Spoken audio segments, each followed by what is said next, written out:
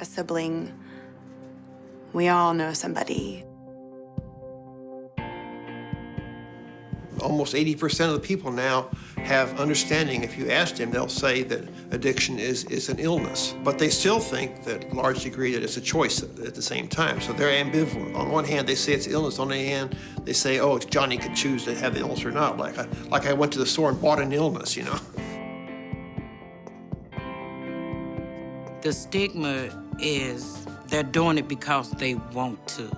And my experience is I didn't become a drug addict because I wanted to. When I was a little girl playing in the sandbox, being an alcoholic was not a goal. I wanted to be a doctor. I wanted to be a lawyer. I wanted to be a writer. But alcoholic wasn't on the list. There's so much shame, private shame and public intolerance of and public policies that are against addicts and alcoholics.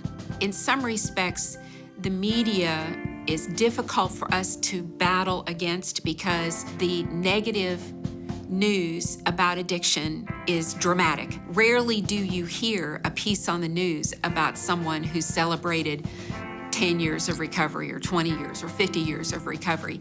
And we all know those people, but that is not dramatic. That doesn't make the news. Every time you see somebody in recovery getting well, you know that the community is healing. Families are healing. It's like throwing a rock into the water in that ripple effect. It was as if we saw addiction as a sick and dying tree, and that we would dig this tree up and move it all the way over here to another area, maybe even another community, and replant it in healthy soil and give it water and fertilizer and sun and nurture it and love it back to health. And when it came alive again and became vibrant, we would dig it up and bring it back and replant it into the same hole, and then be shocked when the tree began to get sick again. It's time we began to not just treat individual trees, but to begin to treat the soil as well.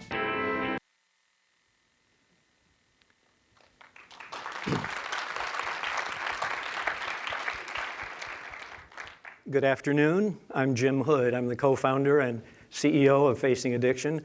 I'd like to welcome all of you here today, a very special history-making day. The release of the Surgeon General's report on addiction is very likely to be a watershed that will finally help us turn the tide against addiction in this country. And Facing Addiction is very proud to be co-sponsoring this event. It will become clear I'm not a doctor, I'm not a researcher, I'm not an addiction expert. I am just a guy whose life and whose family was turned upside down and was ravaged by addiction, as is the case for millions of families in this country every single day. And as we know, it's all families of every color, every economic background, every education, every geography, every moral code. It doesn't matter. Addiction is an equal opportunity offender. My oldest boy, Austin, started drinking when he was 14. By 15, he was using marijuana. By 16, it was prescription pills. And it got worse quickly from there. Through 6 years, we saw countless therapists and went to interventions and therapeutic boarding schools and emergency rooms. And through it all, my family and I were simply terrified. We were uncertain where to turn next because, in large part, there's no roadmap, which is why some people call this a do-it-yourself disease. And so you're surrounded with helplessness and hopelessness, really never knowing where to turn next. And of course, then there were the staggering expenses. And through it all, of course, there was that stigma that leads to shame. My son was clearly ashamed that he suffered from addiction and that he couldn't overcome the damn thing, you know? And it's imponderable when you think of it to imagine somebody being ashamed because they have an illness in this country. After 6 years, Austin was doing quite a bit better, and we were overjoyed. As you can imagine, there was optimism and hope. He was going to go finish college and go on to grad school, and his music had never been better. So you know, things finally, thank God, were turning up. And then I got that phone call that brings any father or mother to his or her knees, that my beautiful boy was dead of a drug overdose, found slumped over his kitchen table in his apartment, which I can't imagine is a very attractive way to leave this earth. And a part of me, as you can imagine, died that day as well.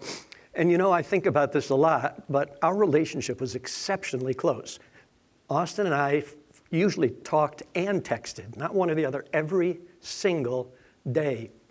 But I am certain that as he was struggling, he was too ashamed to pick up the phone and say, Dad, you know, God damn it, I'm struggling again, and I need your help.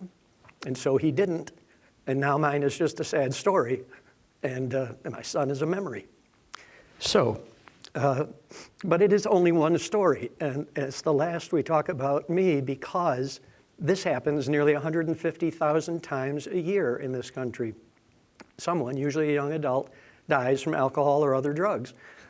And that number, in turn, pales in comparison to the more than 20 million who are suffering from addiction every day, and only 1 in 10 receives any treatment ever. Can you imagine, for any other illness, can you imagine only 1 in 10 people ever receiving treatment in this country? I doubt that you can, because it is unimaginable. It's also unconscionable. Today, thanks to the work of the Surgeon General, we're going to hear many messages of hope and help to replace the hopelessness and helplessness, and there will be optimism. This afternoon, people on this stage will give us a roadmap for how we'll finally address the addiction crisis in our country. It is clear to me that America is saying it's time. Last week was an unusual week in this country, and there was a fascinating survey that came out after the election that said supporters of both candidates agreed on only one thing. That unto itself may not be surprising, but this is. They gave addiction the highest combined score and the smallest partisan gap of the 13 issues deemed to be the most pressing issues facing our country. On that list was terrorism, illegal immigration, climate change, job opportunities, and gun violence. Not a pretty list. Think about that. We all want this nightmare to end tomorrow. But sadly, we won't solve this crisis overnight. This is going to be a long fight. And today is just the beginning of a long journey. People need to be re-educated. Structural problems need to be readdressed. And we have to erase the stigma that keeps this issue in the shadows and prevents real change and real progress. Mostly, we need to build a movement. And we need to build a movement among people who really want to fight this fight. It is one thing to care deeply about the addiction crisis, but we need those people who care to come forth and join the fight and to lend their voice and to support in any way they can. To accomplish the tremendous amount of work that needs to be done to battle addiction, we need tens of millions of people to lend their help, just as they do every day with other major health issues such as cancer, heart disease, diabetes, and the list goes on. We absolutely can defeat addiction, but we all need to do our part. With 1 in every 3 households impacted by addiction, it is clear everybody knows somebody whose life has been turned upside down or worse. I so deeply hope today that today marks the day when all of us can begin facing addiction in America. Thank you.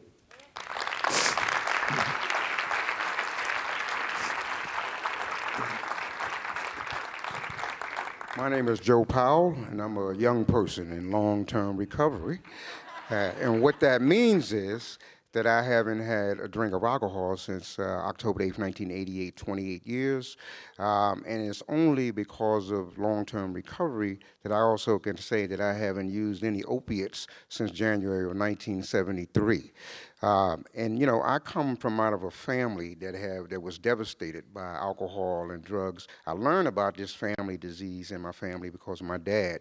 My dad being an alcoholic who also struggled with a lot of his own guilt and shame in Harlem, New York City.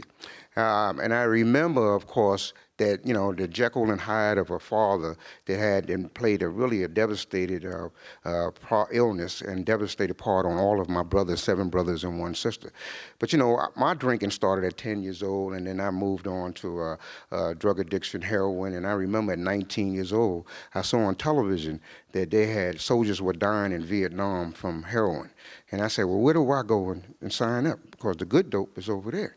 And I enlisted to go to Vietnam because I was on a suicide mission. I didn't know any way out. There was no other way out for me, you know, as far as drug addiction and heroin. And of course, the God dealers that I didn't go, you know, to Vietnam, and I was in treatment, and treatment helped for a little bit, but also I'm changed and I moved to Texas, and then of course in 1973 I hadn't used any opiates since then. But also continued to drink alcohol, and in 1988 is when I sobered up. But in 1998, of course, after becoming a more educated young man and also becoming a licensed drug and alcohol counselor, that's when I got a hold of SAMHSA. And SAMHSA, of course, put out the first peer-to-peer recovery community organizations grant, where we brought together recovery community organizations together in a diverse, really company, a diverse part of a bunch of people, all the way from LGBT, Native Americans, people of color, and all of us got together and we started this recovery movement in 1998. It was an advocacy organization. That's where I learned how to advocate for recovery support services and recovery.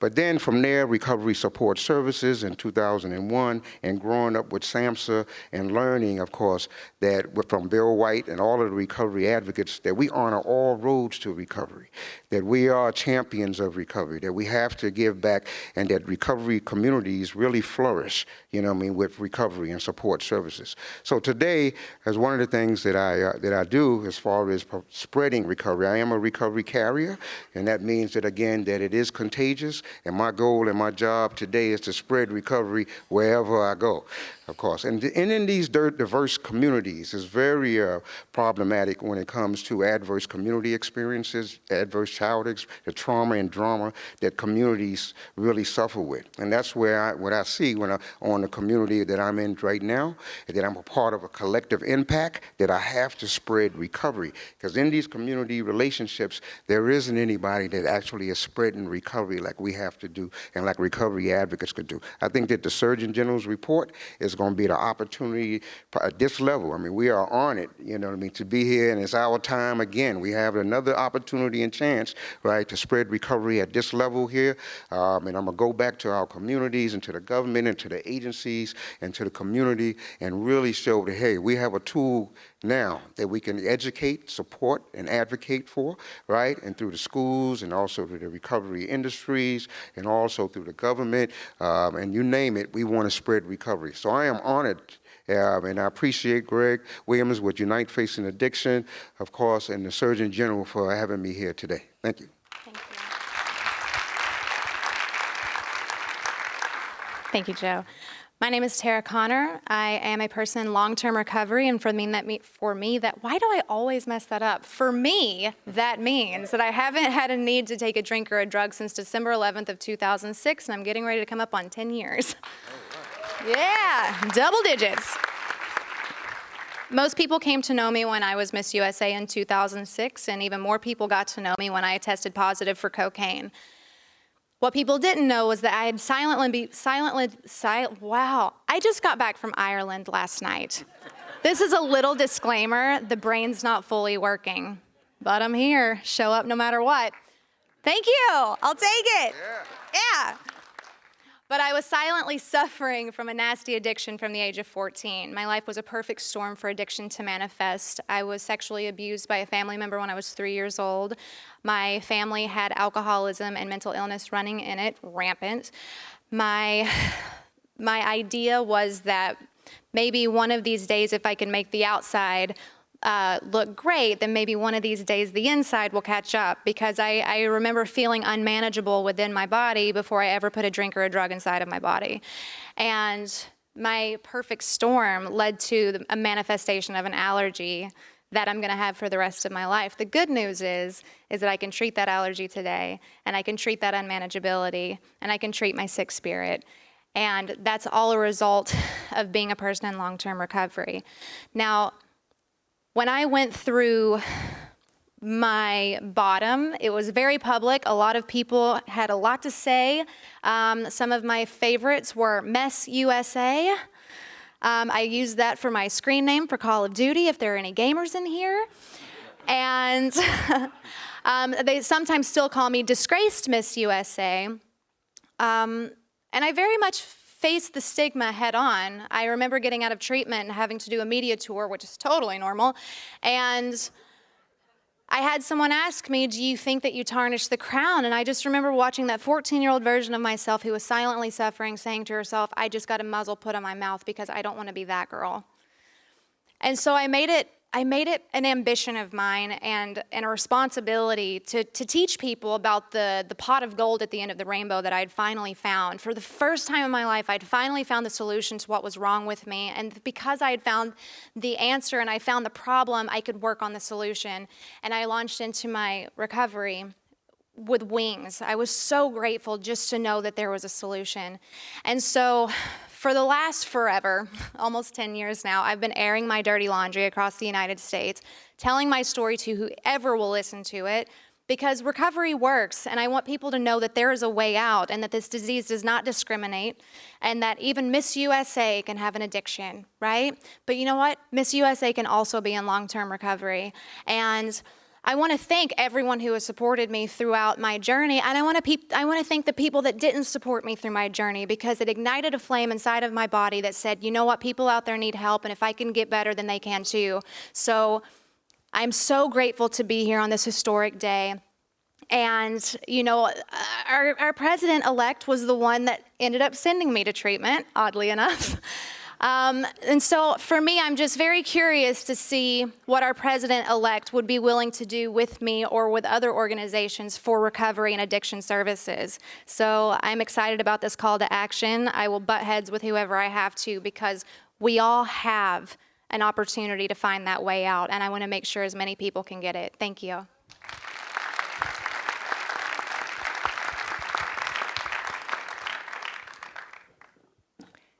Hi, my name is Sherry Rubin, and this is my son, Aaron. And the first thing I always like to ask Aaron is if he would like to be here today. 1 for yes, 2 for no. Yes. Aaron chooses what he gets to do with his day, and it's really important that everyone understands this is Aaron's passion to be here, and I help him facilitate it. In 2005, Aaron laid in a coma, non-responsive, on life support due to an opioid overdose. On day 26, he started opening his eyes. He awoke to a nightmare. He was blind, he could not speak, he could not move his body, and he could not hold up his head.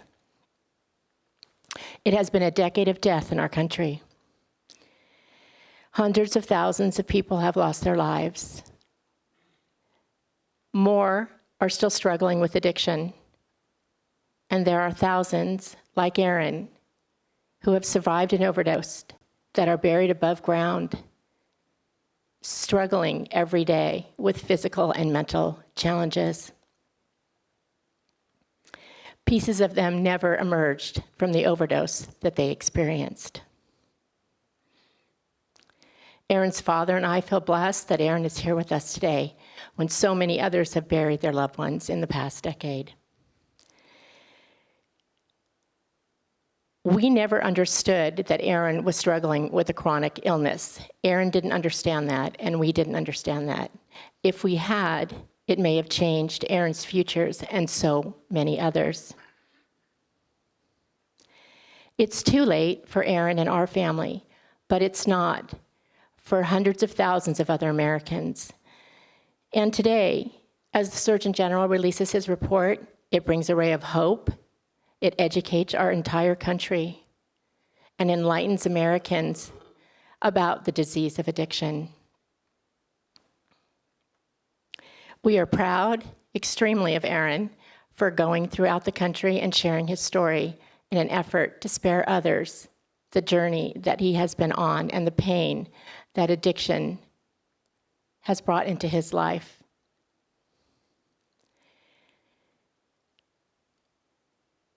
We are proud and honored to stand here today. Thank you. We are proud and honored to stand here today with the Surgeon General as he releases this historic report that will help erase stigma and shame, educate our country, and change the way Americans think about addiction. It will save countless lives. And from Aaron and our family and all of those who cannot speak for themselves, we are grateful and we thank you from the bottoms of our heart.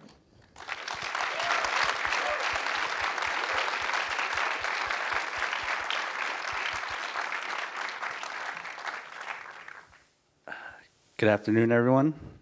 I'm Eric Gonzalez, a United States veteran, and I'm happy to be here with you guys today. Thank you, thank you. I definitely want to give everybody credit to their stories. Thank you for sharing. It brings everything together as a whole. Similar to everyone here, I almost wouldn't be here speaking with you guys today if it wasn't for a second chance that I had. Like many veterans, when I got home from Afghanistan in 2010, I faced a lot of problems, transitioning, getting back into society, trying to act normal when clearly I'm not what's considered normal for the masses.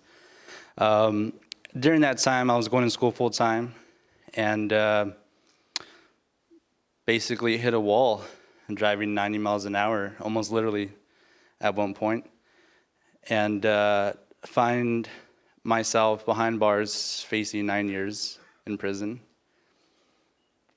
And ironically, I was fortunate enough to be arrested in Orange County, which is not too far from here. I was residing in San Bernardino at that time. And if it wasn't for me being in Orange County, I wouldn't have gone through the Veterans Treatment Court. Where I'm at, there's not one there available. And so I qualified for the program. Being a combat veteran just made it even more secure. And they gave me the chance to reevaluate myself and my life and what I was doing and figure out what I needed to change. And that makes a lot of sense, being on the other side, because instead of just throwing me away and locking the door, I got to fix myself, readjust myself, figure out what my problems are, and then come out back and be a contributing society member. And I really have to give them credit for that. If there wasn't a Veterans Treatment Court, I would not be here right now. I would still be in prison, probably with another 6 years to do for what happened. With that being said, though, treatment and addiction and mental health and Veterans Court need to be available for more people. Not just a veteran who got lucky and happened to be in the right county at the wrong time. Every day there's problems, every day people make mistakes, and locking them away doesn't solve the problem. It actually only hurts it.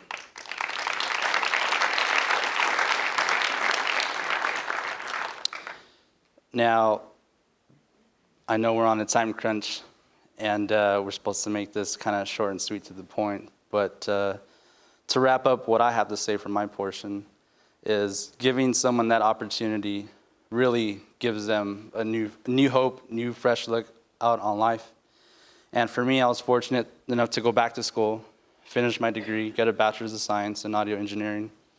And ironically, I work right up the street at the other Paramount recording studios as an assistant and a runner there. And so being here at this Paramount is kind of a little stab in the back because we're always taking phone calls from them and, I'm sorry, this is Paramount Recording Studios, not Paramount Pictures, man. But I want to thank you all for being here today. You guys really have the opportunity to make this go more viral, make this go more public. And we need everyone's help. We really need everyone's help. As a veteran, as a young man, just as a regular person, people are struggling every day. And it should be your job to help them. Thank you.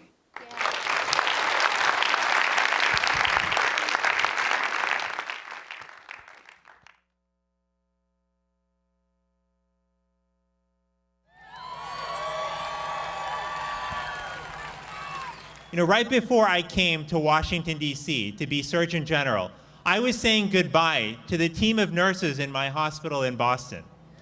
And they had one request for me. They said if I could do just one thing as Surgeon General, I should do something about the drug crisis in America.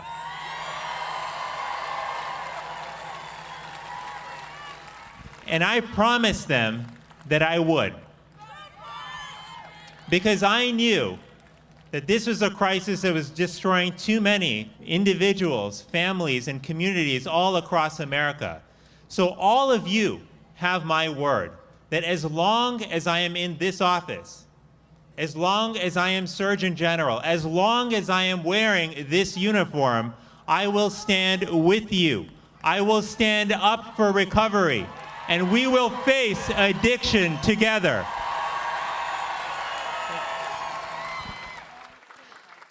Ladies and gentlemen, please welcome the 19th Surgeon General of the United States, Vice Admiral Vivek Murthy.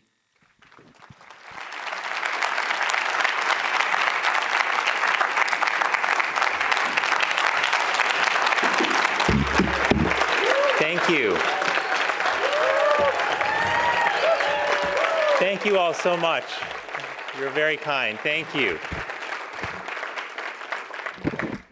Thank you. Please have a seat. I am so excited to be here today. We have been waiting for this day for a very long time. And I want to give a special thanks to Facing Addiction, in particular to Jim and to Greg for their extraordinary work and partnership in making today possible. I also want to thank people who don't get enough thanks, and that's our wonderful team of partners at SAMHSA, at the Substance Abuse and Mental Health Services Administration, particularly Kana Enomoto. Without Kana and her team, our report would not have been possible. I want to thank my team at the Office of the Surgeon General, who has labored for years on this report and has done so much to make today possible. Thank you. And I also, most importantly, want to thank not just the people who are here, but the people who are watching on the live stream and the millions of people across America who live with a substance use disorder and whose courage in speaking up has made today possible. You know, 1 year ago, I stood on the National Mall in the shadow of the Washington Monument. And I told you that people had suffered for far too long in the shadows and that we had to change that. I told you that I had met mothers and fathers whose hearts were breaking as they buried their own children who had passed away from overdoses. I told you also that millions of people who need treatment cannot get it and that we must change that too. And as I stood there, I promised you that in 2016, that we would issue the first ever Surgeon General's report on drugs, alcohol, and health. And I am here today to deliver on that promise. And this has been a long time in coming, but this is an important day. And for me, this day is a personal day too, because I come at this not just from an intellectual standpoint, but I come at this from a place of emotion and feeling that has been informed by my experiences as a doctor, caring for many patients over the years who have lived with substance use disorders, who have struggled with addiction. I saw so clearly in my practice of medicine that addiction doesn't just affect an individual, it affects their family and their friends. And I remember vividly the faces of the mothers and fathers and brothers and sisters, the sons and daughters, who looked anguished and guilty as they told me the toll that their suffering was taking on their family members. They wanted to overcome their addiction, but they didn't know how. And that's why I am so glad to release this report today, because it turns out there are many sources of hope. In this report, we call the country's attention to the fact that substance use disorders are, in fact, one of our most underappreciated and underaddressed public health crises. We have 20.8 million people in America with a substance use disorder, which is similar to the number of people who have diabetes, and is 1.5 times the number of people who have all cancers combined. But only 1 in 10 people with substance use disorders actually gets treatment. And I want you to imagine how our country would react If only 1 in 10 people with cancer could actually get treatment. If only 1 in 10 people with diabetes could access treatment. We wouldn't tolerate that. And we shouldn't tolerate it for substance use either. The other point, though, that we make in this report is that there are reasons to hope. And those reasons to hope come from science, which tells us that prevention and treatment strategies do in fact work. We have strategies that can reduce the risk of overdose, we can reduce the risk of relapse, and can help people live fulfilling and productive lives. And in this report, I call on our country to ensure that everyone who needs access to treatment has it, and to make sure that we are embedding prevention programs in all of our communities so that we can protect our kids in particular. We know that adolescents are particularly at risk for developing substance use disorders. Their brains are still developing. And if you begin using alcohol at or before the age of 15, your risk of developing an alcohol use disorder is 4 times greater than if you start at the age of 21 or later. There is also a marked risk of developing addiction to illicit substances when you start during adolescence as well. So we have to focus our prevention efforts particularly on our kids. But perhaps the most important and difficult thing we call for in this report is a cultural shift in how we think about addiction. For far too long, people have seen addiction as a disease of choice, as evidence of a character flaw, and at worst, even as a moral failing. But that is absolutely not the case. Science tells us clearly that addiction is a disease of the brain. It affects the circuitry in our brain and impacts the areas that control decision-making, impulse control, and our stress and reward system.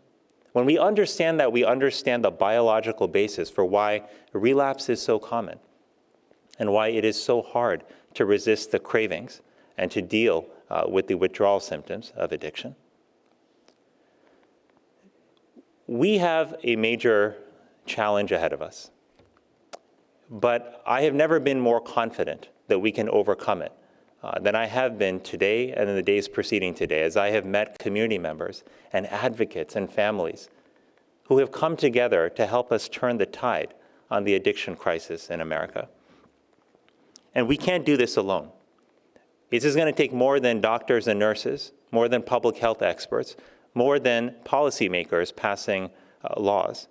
It's going to take mothers and fathers talking to their children. It's going to take educators implementing prevention programs in their communities. It's going to take doctors and nurses ensuring that they have the training to screen for and diagnose and treat substance use disorders, which doesn't happen often enough today. We have an opportunity today to start turning the tide, but I know we're here to talk about this report that I am issuing, Facing Addiction in America, but really, the truth is that we are here because of something much bigger than this report. We're here because of the sacrifices that so many of you have made. I know that standing up and telling your story is not easy, especially when you know that you may subject yourself to the cruel judgment of others. But despite that risk, men and women all across our country who have a substance use disorder have stood up to shine a light on this problem and to tell our country that we can no longer ignore the suffering of millions and millions of Americans. And that courage is what has allowed us to come to where we are today. You know, we are here to talk about addiction, but the truth is this is about more than addiction. This is about the kind of country that we want to create for ourselves and for our children. A country where people can live with dignity and respect, regardless of their life experience and background. A country where people who need help can get it. That's the kind of country that I want for us and for our future generations.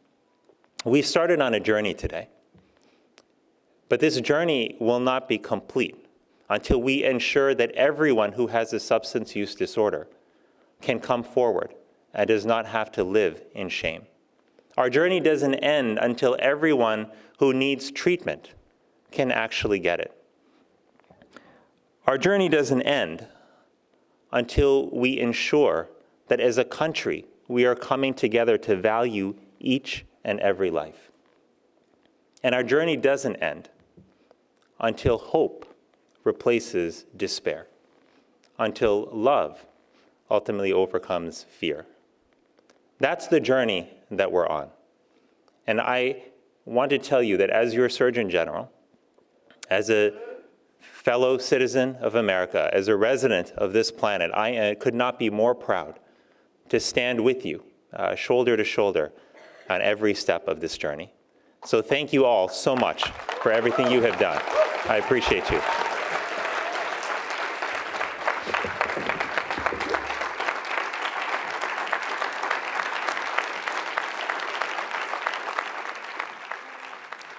Please welcome actor and senior director of the nonprofit organization Justice for Vets, Melissa Fitzgerald.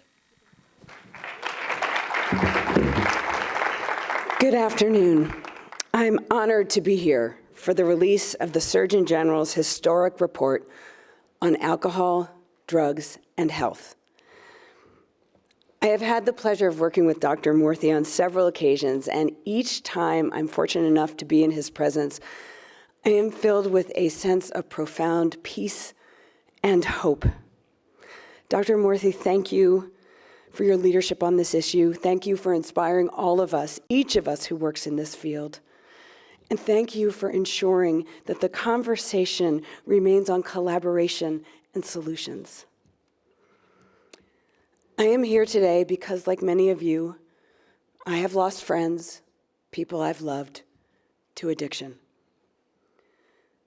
But I am also here because I have witnessed the miracle of recovery.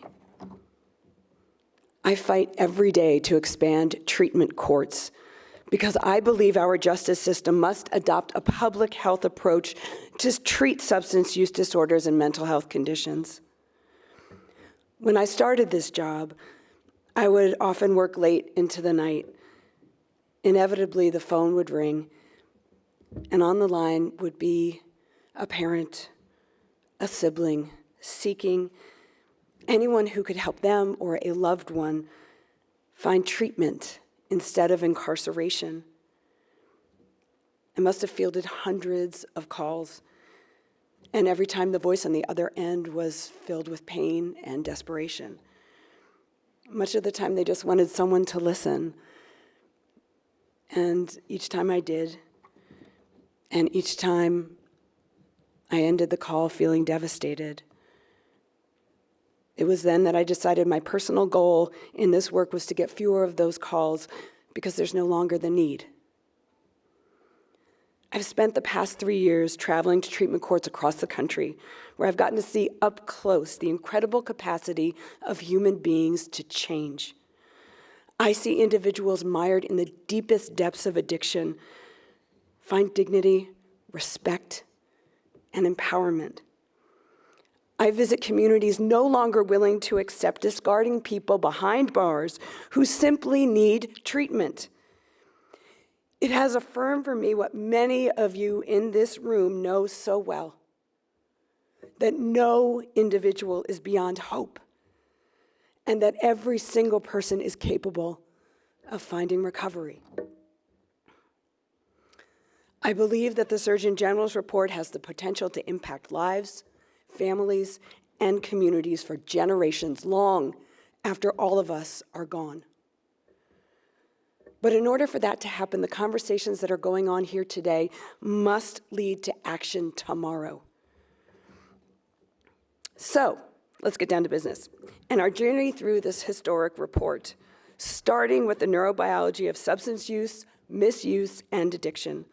Please help me welcome two distinguished experts from the National Institute of Health, Dr. Nora Volkow, Director, National Institute on Drug Abuse, and Dr. George Koob, Director, National Institute on Alcohol Abuse and Addiction.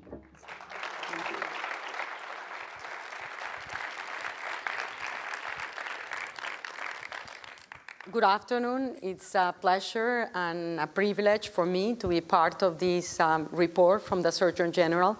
I do want to thank him very much for his leadership in this arena that's actually has faced us as a nation one of the most challenging epidemics that we've had in substance use disorders. My colleague, Dr. Koob, and I represent the science, but we're here to speak more than just by science. Science is our weapon with which we come up with solutions. But like any one of you, we also have been faced with the consequences of addiction. Over the past 3 decades, there's been enormous advances in our understanding of what drugs do to the brain, how it changes the communications with neurons, making them stronger in some areas of the brain and weaken them in another, in such a way that you, in an animal model, you can recreate the compulsive pattern of administration of drugs at the expense of actually very adverse consequences.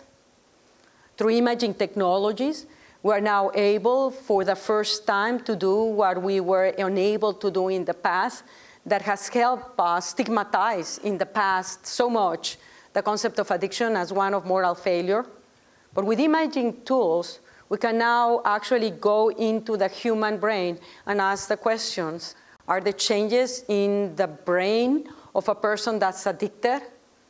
And with technologies, and I'm supposed to have a slide up there, but I don't see it, that actually, as illustrated actually in the slide that you are not observing out there. Yes, it's there.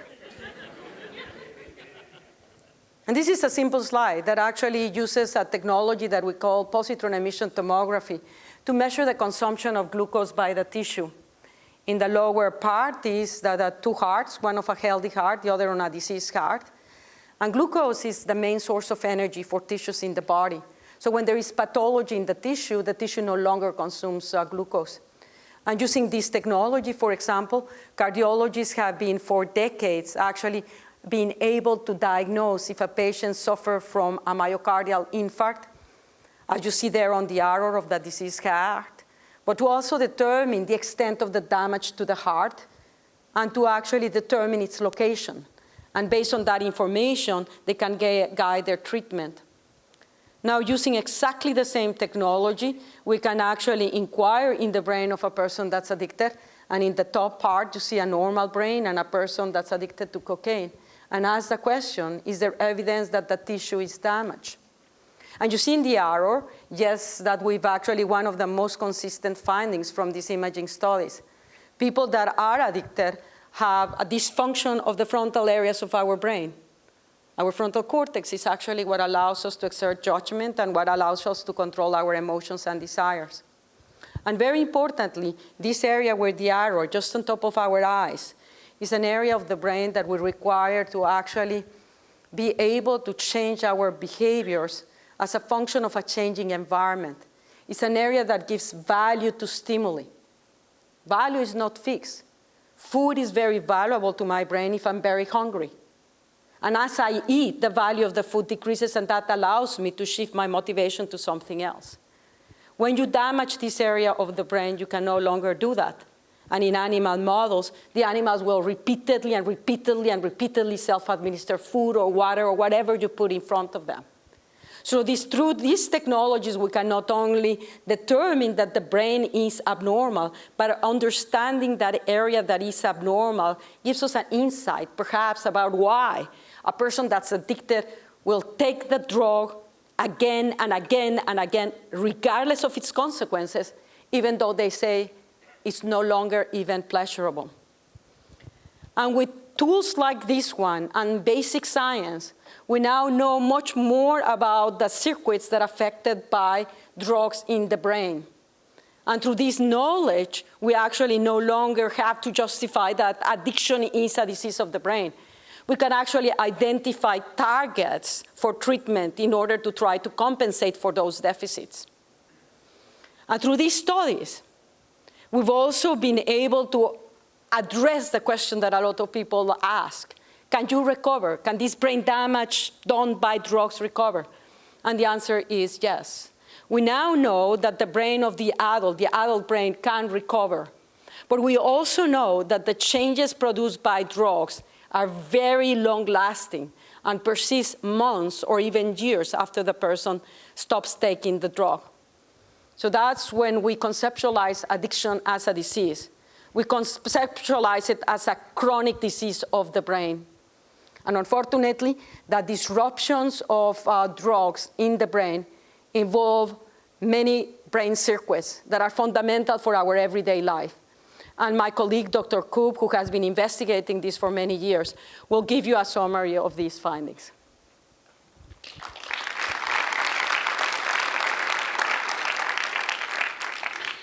So thank you, Nora, and thank you, Dr. Murphy, for engaging us in this project of the Surgeon General's report. It's critically important.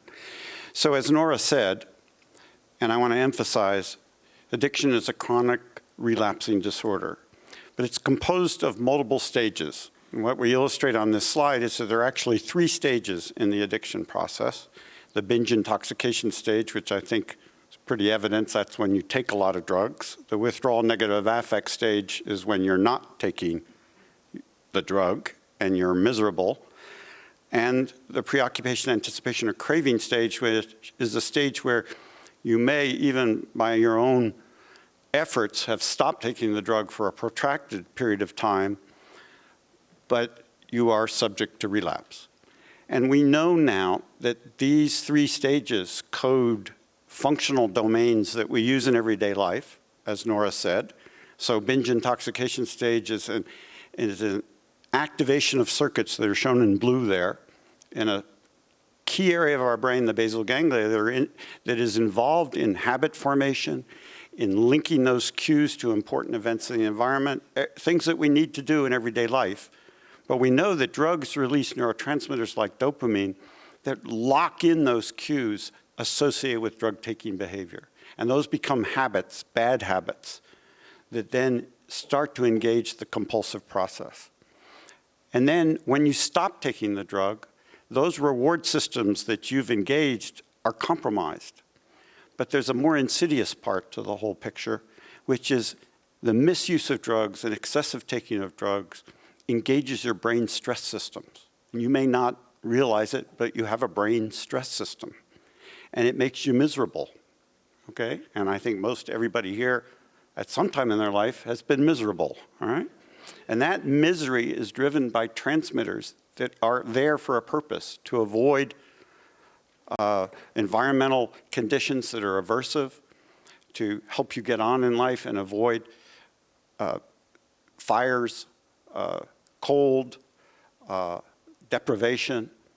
But those systems become engaged during drug and alcohol misuse. And that misery factor is another contribution to compulsive drug taking. And then we move to the preoccupation anticipation stage, which Nora so elegantly described, which is the craving stage.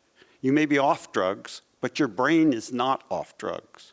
Your brain has changed. There's plasticity in these systems. And now you no longer have the capacity to inhibit your responding when you need to. And at the same token, those cues that got engaged in the binge intoxication stage come back with a vengeance. So you're very vulnerable. So we know an enormous amount about addiction and the neurocircuitry of addiction. The prefrontal cortex in green is this preoccupation craving stage. The red is actually the amygdala, deep part of your brain used for fear, for escape from aversive stimuli, anxiety.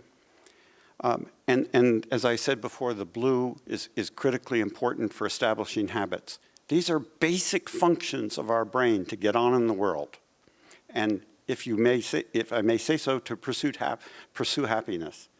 But they are taken over by drugs. Drugs usurp all 3 of these systems and end up with the compulsive-like behavior that we associate with addiction. So I'm going to end where Nora ended, and we're going to ask the question, so we know this information, so now what? Well, the now what is we can devise treatments, behavioral treatments, pharmaceutical treatments that can help you in this recovery, bringing the brain back into the normal range, which we call homeostasis, bringing these circuits back into the normal range. And I believe that this basic knowledge you'll see is a framework for everything that's talked about in the Surgeon General's report. At some level, we revert back to this framework of knowing that there are circuits that have been disrupted, but there is recovery. And I always like to kind of end with one story about alcohol use disorders, which is if you actually image the brain of individuals with an alcohol use disorder who have a history of an alcohol use disorder, during the time that they're performing a task where they have to really inhibit responding, they actually, in long-term recovery, do fine. They can inhibit their responding, just like someone without a history of an alcohol use disorder. But if you actually image the brain of the individuals without an alcohol use disorder, you see they're using Highway 5 to inhibit that responding. The frontal cortex is projecting to the basal ganglia, which is projecting down to the brainstem, and they stop. But if you look at the brains, you image the brains of the individuals who are recovered from alcohol use disorder, you see they're using a much more diffuse pathway. They're using the side roads on the way to San Diego from here, all right? And so I just want to emphasize that the basic knowledge that we have is going to allow us to improve recovery, improve resilience. And I'd like to just put a plug in to mention that is the National Institute on Drug Abuse and the National Institute on Alcohol Abuse and Alcoholism that are doing the fundamental research that are going to allow for these new treatments, these new recoveries, and this new ability to develop resilience. Thank you very much.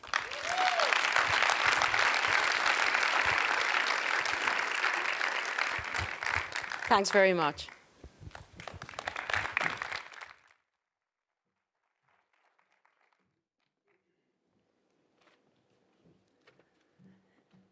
Tom Steyer, founder and president, Next Gen Climate, is a business leader and philanthropist who believes we have a moral responsibility to give back and help ensure that every family shares the benefits of economic opportunity, education, and a healthy climate. Please help me welcome to the stage Mr. Tom Steyer.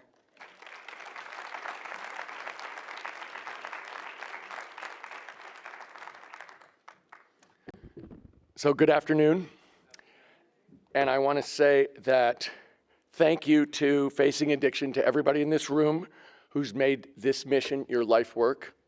It is humbling for me to be up here in front of people who know so much more about this than I do and who have worked so hard on this. I do know that substance use disorder is a public health crisis devastating the United States. I know that more people suffer from it than from cancer, and as somebody who ran a cigarette tax proposition that came due on November 8th, I do know that more people use prescription pain medication than smoke cigarettes, cigars, and use smokeless tobacco combined. So I know the extent of this crisis. And I also know that in addressing it, what we have to do is embrace our shared humanity and recognize that it is a deadly chronic illness, not a personal failing. So I learned about this very early because my best friend in grammar school became a heroin addict. Both he and his brother became heroin addicts. Both of them went to maximum security prisons. He got he contracted both HIV and Hep C and died about 1.5 years ago of the hepatitis C. So I have watched this over decades with somebody who I was extremely close to. I also know, although I haven't read it, that the Surgeon General's report today is a huge step in changing the way that we look at this crisis. That is the first official endorsement that this is a health problem, that this is taking it out of the range of the penal system and putting it into the health system where it belongs. And let me say that last year I was in New Hampshire, and I don't know how many people in this room know that in New Hampshire, 10% of the adults between 18 and 45 are heroin addicts. And when I went up to New Hampshire to go there before the first presidential primary, I was sitting around a room and asking everybody what the big issues were, and the big issue is heroin. And one of the stories, which you would not expect in a basically rural, almost entirely white state. But one of the stories that I was told that day in New Hampshire was that one town that was being devastated by OxyContin and heroin took half of their police budget and gave it to the health authorities. And the addiction rate went in half. And I've never forgotten that story. So we know what works. What it seems to me is important is to bridge the gap between policies and public awareness. We need greater collaboration between local governments and community partners, but we also need a broader coalition. In the cigarette prop this year, the anti-cigarette people had gone 0 for 17. They tried to raise the cigarette tax 17 times since 1998. This year we got 62% of the vote. What changed? Much broader coalition, more people behind it. You know, we had not just the doctors and nurses, the Lung Association, the Heart Association. We had the police. We had a lot of the chambers of commerce, well over half of the chambers of commerce. We had labor unions. We had civil society lined up behind a different way of thinking. And I think that we need that kind of coalition to come together around the idea of a change of framework here. And let me say this, it is impossible for me to think about drugs and substance abuse, substance use disorder, without thinking about the criminal justice system.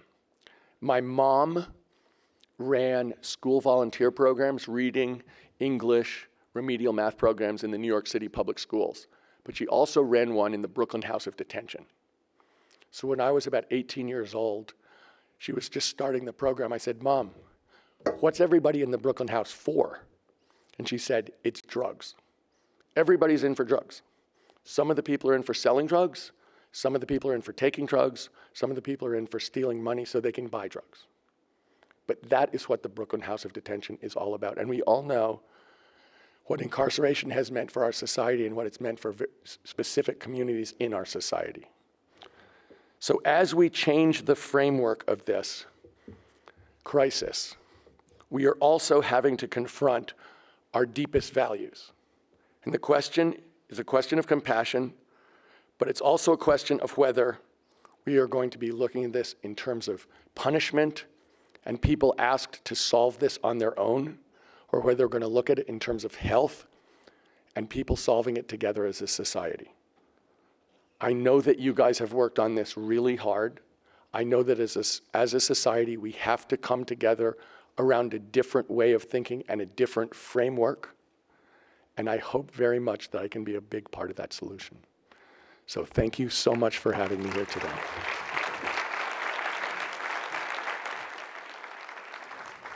Ladies and gentlemen, actor, educator, and poet, Joseph Green.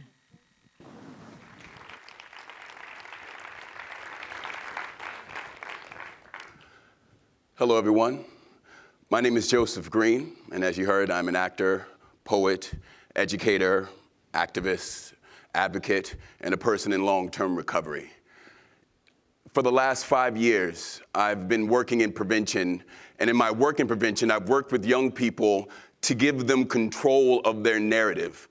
I do this through art, poetry, writing, and what it does, not only does it create catharsis, not only does it create a sense of empathy in the communities that these young people live in, but it is in itself prevention, intervention, and recovery.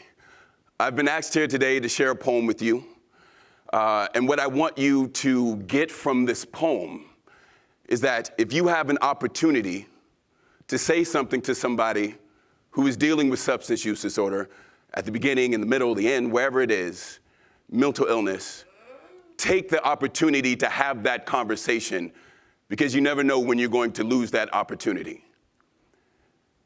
If we wait until we are 100% perfect to have these conversations, we will be silent forever. This poem is dedicated to a friend of mine who died almost 8 years ago. He committed suicide by overdose. And it's called Talk Ugly.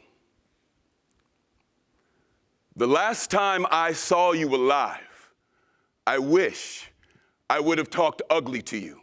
Said, put the straw down. No, I don't want to take another line. I should be writing them. My friend, you are a composer of music and magic. Instruct your limbs to serve a purpose greater than self-indulgence. Do not be fooled into thinking your pain has sharper teeth than anyone else's.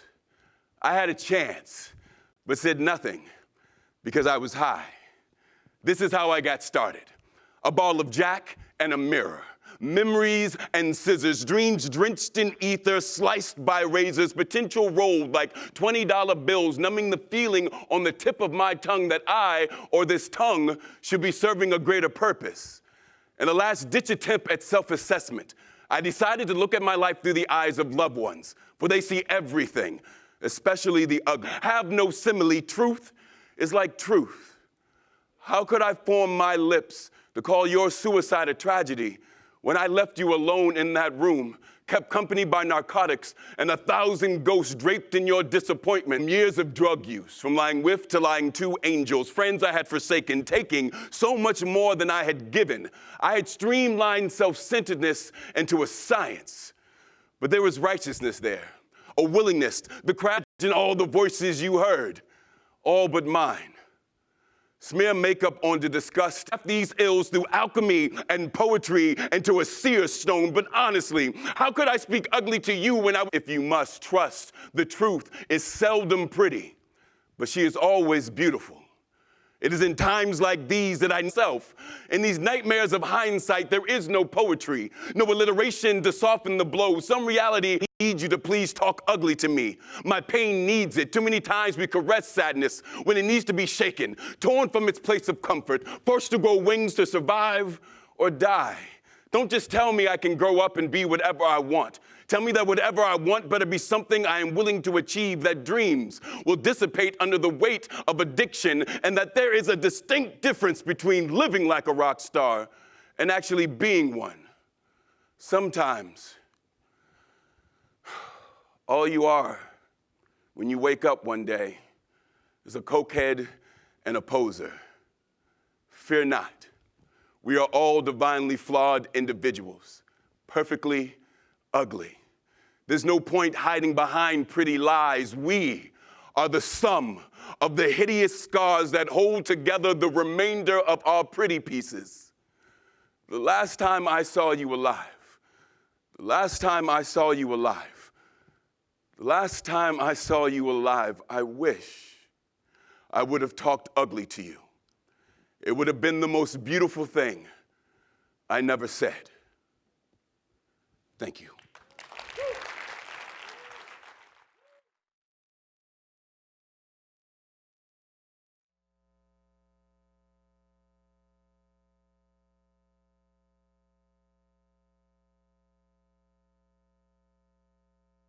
I am pleased to say that the Surgeon General's report on alcohol, drugs, and health documents in a single academic career of under 40 years, substance abuse prevention has come from nothing works to effective prevention. Early prevention strategies provided information about drug effects because we believed if we just let kids know what these drugs were and what they would do to them, they'd no longer abuse their bodies in this way. Other early strategies included just say no and fear arousal. The field found from many evaluations that these early approaches to drug abuse prevention were ineffective. In fact, in some instances, they were having an unanticipated effect of increasing drug use. The lessons we learned from these early efforts is that untested good ideas can make things worse. In part, due to this lack of success, a new approach was adopted. We took a public health approach to prevention. The public health approach suggests that in order to prevent substance misuse before it happens, you have to address its predictors. Research and resources were invested in longitudinal studies that discovered these predictors, often called risk and protective factors. These risk and protective factors were discovered in every socialization setting, from society to community, family, school, and peer group, as well as in the individual. These predictors show much consistency across gender, race, ethnicity, and income. And many of these risk and protective factors that predict substance use also predict multiple behavioral health problems. Further, levels of risk and protective factors vary across communities, suggesting that a place-based approach to prevention and promotion is necessary. These factors are summarized in the report. As a field, we then targeted these predictors prior to alcohol and drug initiation and prior to the years of highest misuse. I am pleased to report that when we used this approach to prevention and tested them in strong evaluations, over 60 programs and policies have been shown to be effective. These programs and policies have been summarized in the report and in the accompanying materials. Welcome back to our stage, Dr. Vivek Murthy and his distinguished prevention panel.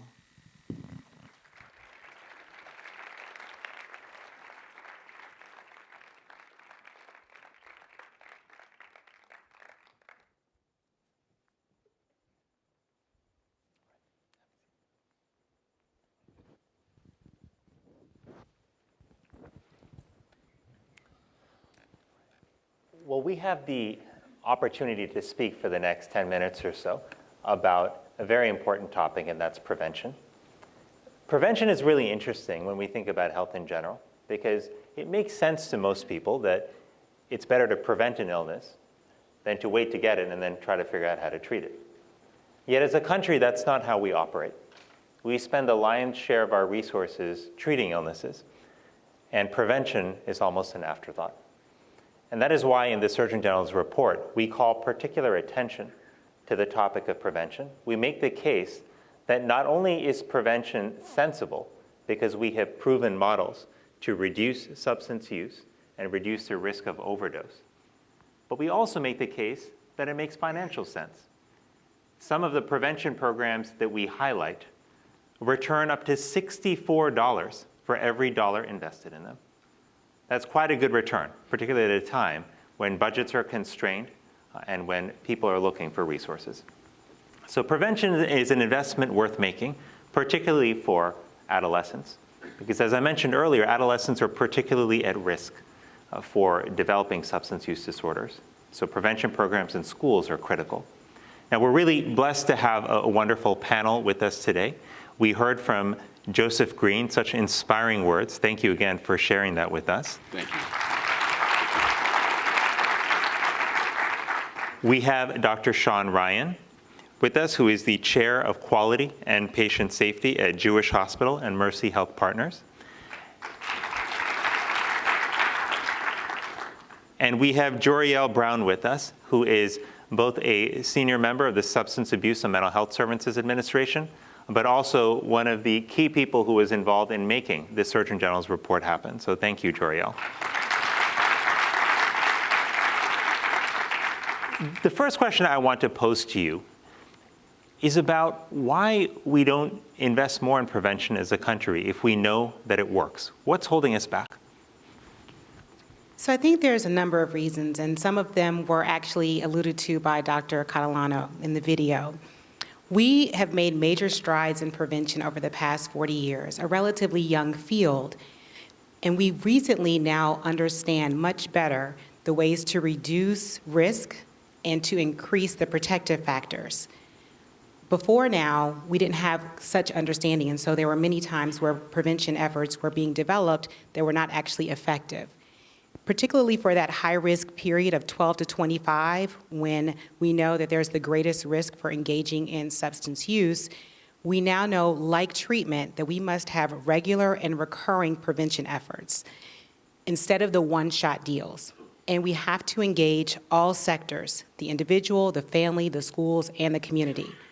Another reason why it hasn't taken on, I think, as much as it should is because previously, prevention for substance misuse disorders was considered a separate and different entity. But we now know that the risk factors for such things as bullying, depression, delinquency, suicide, they are the same risk factors for substance misuse. And so when we are actually addressing those risk factors, we are addressing all of them. So we don't need to think of them as separate, but we have, and that's been to our disservice. The third piece I would say has to do with financing. Treatment has insurance and other funding sources, but we don't necessarily have a market share condition that is requiring for folks to go and say, we must be doing this prevention. And lastly, it hasn't taken on, I think, because many times it's looked at as a single agency's responsibility to address prevention, when it's all of ours. It has to be a collective effort. Individuals, families, communities, states, governments, we all have to get involved. And Dr. Wright, I'm pretty curious about your perspective on this because you work at a clinical center. And when Joriel mentions the point about whose responsibility is this, I think it's a very important question. And when we think about clinicians in particular, we realize that most doctors and nurses are trained very well in treatment, but not so well in how to think about prevention. So talk to us a little bit about how we should be focusing more on prevention in our clinical centers, and what can hospitals do, especially if they want to think outside of the box in contributing to community prevention? Sure. I think that one thing that Joriel mentioned it's important is that the reimbursement structure in healthcare has not been focused on preventative measures of any disease state, much less this one that we're focused on today.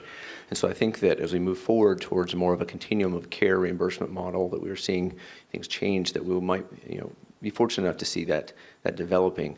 I think that we have a very long way to go for education on both the treatment side as well as the prevention side for substance use disorder with the medical specialties, nursing, physicians, all of them. And I think that we really need to focus in our graduate medical education offices, for medical schools, et cetera, on understanding the value of talking about prevention, which is a lot of risk factor identification. And so I think the issue for physicians is just not actually having the tools. I don't know how much prevention or substance use disorder treatment education you got, but we went to school at about the same time, and I think I got an hour, if I can remember correctly. So I think we have to spend a substantial amount of time reorganizing the education about prevention and risk factor identification, and that's across the board for the entirety of treatment, prevention, and I mean by prevention I even mean exposure with opioids for injury. So we need to understand who should and shouldn't, or what sort of risk factors and warnings do we give when doing that. You mentioned tools also. A quick follow-up. What kind of tools do you think would be helpful for clinicians to have to help them focus both on prevention and treatment? So we have some screening tools that would help us to know if someone's at high risk for opioid misuse in any case. But what we don't do is talk about the risks and benefits of the opioids for an injury, for example. My background training is emergency physician and now board certified addiction specialist. But for injury, we just assumed that someone needed strong pain medication, which may or may not be appropriate. And I spoke the other day about, we have these long conversations about blood thinners, right? We talk to the patient. This is why you need it, but it's dangerous, the risk and benefit here, and let's make a decision together about whether you need this or not. And we don't have that kind of construct or tools in place for the physicians in regards to pain medications. And so I think risk scoring tools, both in our EMRs as well as outside, electronic medical records, would be useful for the physicians at the point of the bedside care. Those are good points. I'll say one thing that's become clear to me as I've traveled around our country and spoken to doctors and nurses and dentists is two things. One is that clinicians really do want to help their patients, especially those with substance use disorders. But two, they're not really trained well in how to do so. And clinicians will spend time usually and gravitate toward the things that they're most comfortable with. And so you find people spending a lot of time talking about diabetes and about blood pressure medications and cholesterol medications, because we actually receive a fair amount of training on that in medical school and residency. But when you're not very well trained in how to address mental health conditions, when you're not trained in how to address substance use disorders, then you find yourselves in busy clinical environments, if anything, deflecting or avoiding, even though your intention is to find a way to help your patient. So that's something that we have to change. And Joseph, I'm particularly excited that we have you with us today because you are a powerful communicator. And when it comes to messages around prevention, I think something that we've seen, not just with substance use disorders, but with prevention across the board, is that it's not always easy to get prevention messages to stick. So one question that I would love to have you share your insights on is how do we communicate effectively about prevention, particularly to adolescents, recognizing that language matters and the messenger matters? So my experience has taught me that the best way to do that is to give them the ability to do it themselves. We have the research, we have the proof that it works, we have teachers and professionals that can receive greater education, but at the end of the day, these young people need to hear from each other that prevention is important, that intervention is important, that recovery is important, and giving them the tools to do so, whether it be through spoken word or any other artistic way of communication, strengthens their resolve in the spaces that we can't be with them in. You know, I've had kids stand on stage in front of their entire school and tell their story with their family and addiction. And if you can give a young person the courage to do that in front of their whole school, you've also given them the courage to deliver that message when they're in the basement or when someone gets injured and they're taking drugs and it becomes a problem. And they can turn now and say, hey, I know this, I've seen it, I've seen other people who look like me say it, I'm not scared to do that. So I think that we have to trust young people and that we can't just be speaking to them, we have to let them speak. Because when you say language specifically, like we don't speak their language. You know what I mean? We know the facts, we can give them the facts, but let them use their language to say it, and let's facilitate that process by adding additional funding, by schools being open to having prevention programs go into the schools, which sometimes they are hesitant to do because that would mean, you know, we have a problem. And I think that is something that we have to address too as far as stigma around that. Would you rather be labeled as a school that has a problem, or would you, you know, as I've seen in countless schools across this country, just kids overdosing and like the problem being swept under the rug. So, well, I appreciate all of you sharing these thoughts with us on prevention. And as we go forward, my hope is that we can take the insights you shared and many of the lessons on prevention that we capture in the Surgeon General's report and bring those to our communities. And I want to be clear about one last thing. You don't have to have a degree in public health or in medicine to be part of bringing effective prevention programs to your community. The most effective advocates that I have met are moms and dads and teachers and community members who just care deeply about addressing this issue. And if you can help bring a prevention program to a school, you can change lives. You can save lives. And that's what we need more people to do. One last point to keep in mind is that when we talk about prevention, it's about more than just telling kids not to experiment with drugs. It's also about giving them healthy avenues through which to address stress and anxiety. Every time I travel to a university, I always ask the students, how many of you have experienced an unbearable amount of stress in the last month? And almost everyone will raise their hand, usually in excess of 95%. And then I ask them a follow-up question. How many of you feel that you have healthy ways of relieving or addressing that stress? And usually less than 5% of hands go up. And what that tells us is that our children in America are under a tremendous amount of stress, and they don't know how to deal with that. And without healthy avenues, they turn towards alcohol, toward drugs, toward other substances or practices, which will create risks for them in the short term and the long term. And that's why prevention is both about teaching kids about the do's and don'ts around substances, but it's more importantly about teaching them about how to manage stress and anxiety. It's about giving them tools, life skills, if you will, that can support them for the rest of their lives. And it's about ensuring that they have an environment that is supportive, that is loving, that is caring, so that they know that they are valued and they don't have to turn to external sources for that validation. I want to thank everyone for being with us today on the prevention panel. We really appreciate all the input you shared. Thank you, everyone.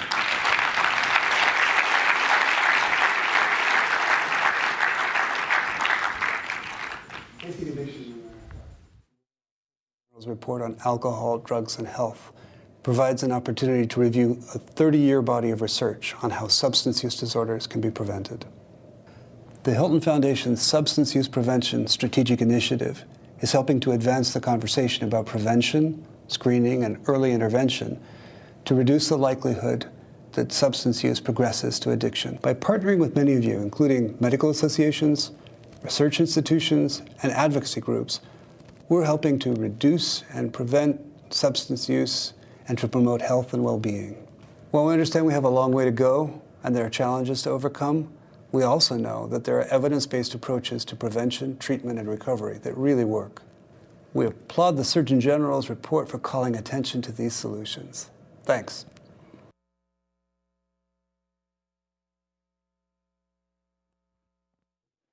So this has been an exciting day so far, and I know a lot of you are watching online, and the questions about the report are flying in. So we're going to check in now with Tom Hill, Senior Advisor on Addiction and Recovery for Substance Abuse and Mental Health Services Administration, who is with the authors answering your questions.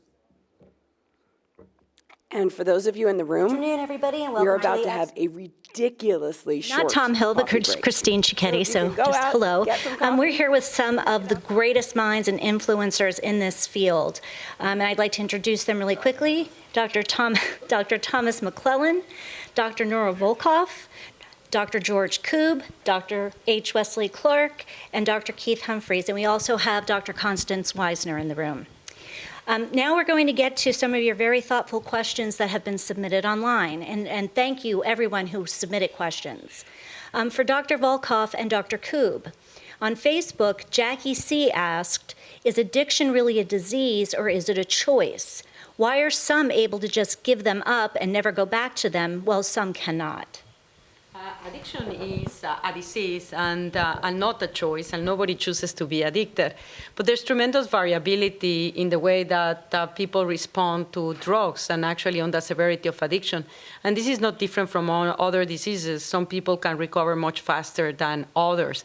And just like some people that take drugs become addicts and not others, we now know that some of these differences may be genetic. And I would just add that arguing that addiction is a disease does not take away from the fact that there are social, historical, genetic, and environmental influences that can contribute. And some individuals can recover because they have a lot of social support and a lot of these environmental stressors that have been eliminated. But I might also add that Mark Twain once said that it's easy to stop smoking. I've done it 100 times. Thank you very much. This next question is for Dr. Humphreys. From HC Oregon, mentioned on Twitter, that facing addiction means recognizing that addiction is not a moral failing. Can you please explain what that means? So for really centuries, the common view of addiction was that it was a sin or a basic character flaw that could be resolved by sufficient punishment. And that is the model that leads us to mocking, shaming, isolating people, locking them up, and so on. And that just doesn't work, empirically speaking. It doesn't, more punishment does not make people who are addicted stop using. It's pretty punishing as it is. And so what's been the new point of view, and the point of view that we are endorsing in this report is the idea to think of it as a health problem that we would manage like other health problems, like diabetes, like HIV disease, and so on, rather than trying to punish it away. Thank you, Dr. Humphreys. This next question is for Dr. McClellan. Becky V. on Facebook asks, what does this mean for prevention? Will schools finally be required and given funding to implement evidence-based prevention programs? So it's a very good question, and the answer is yes, but that's not all the answer. As was described in the video, it definitely is the responsibility of schools to do prevention, and they should do evidence-based prevention things. But it is not just the responsibility of schools. It also falls to parents, it falls to communities, it falls to every aspect of society. There are evidence-based tools for all of those segments of society. When applied, the evidence shows very clearly that you can get 40 to 60% reductions in onset of use and the problems that fall following use, misuse problems, drunk driving, dropping out of school, all those things that harm our youth. Thank you, Dr. McClellan. This next question is also for Dr. Humphries. Trish S. mentioned on Facebook and wants to know how peer counseling and reaching out to those in need play a role in addiction solutions. So you do not need to have had experience of addiction to help someone who does. So we have many professionals every day who have personal experience who are extremely skilled as counselors, as doctors for people with addiction. But it's also true that having been there sometimes gives a special understanding and a special way to connect. And many people who have found their path out of addiction say that that was the pivotal moment for them, when they found another person who had been through what they'd been through and was now doing well, whether they met them in a self-help group or they met them in the healthcare system or they just met them in the course of their lives. And there's a lot of evidence with addiction and frankly for a whole range of problems in mental health that those peers are very important for getting people back on track, getting to a state of health. Thank you. This question is for Dr. Clark. Jamie B. on Facebook asks, rehab is very expensive, and the free government rehabs have long waiting lists, not to mention 21 to 30 days isn't enough time. How can we make rehab available to everyone? One of the most important things to consider is that not everyone requires the same spectrum of treatment components. So the real question is, how do we do a proper assessment? How do we engage people to follow the tenets of those assessments? And then making sure that people have access to insurance that covers substance abuse treatment, the full spectrum of issues associated with substance abuse treatment. Remember, as I mentioned, not everyone requires long-term rehab. People often require either medication management or some recovery supports, and there can be step-down processes where you go from more expensive, labor-intensive interventions to less expensive peer support programs so that an individual's recovery can be facilitated. Thank you. This question is also for Dr. Clark.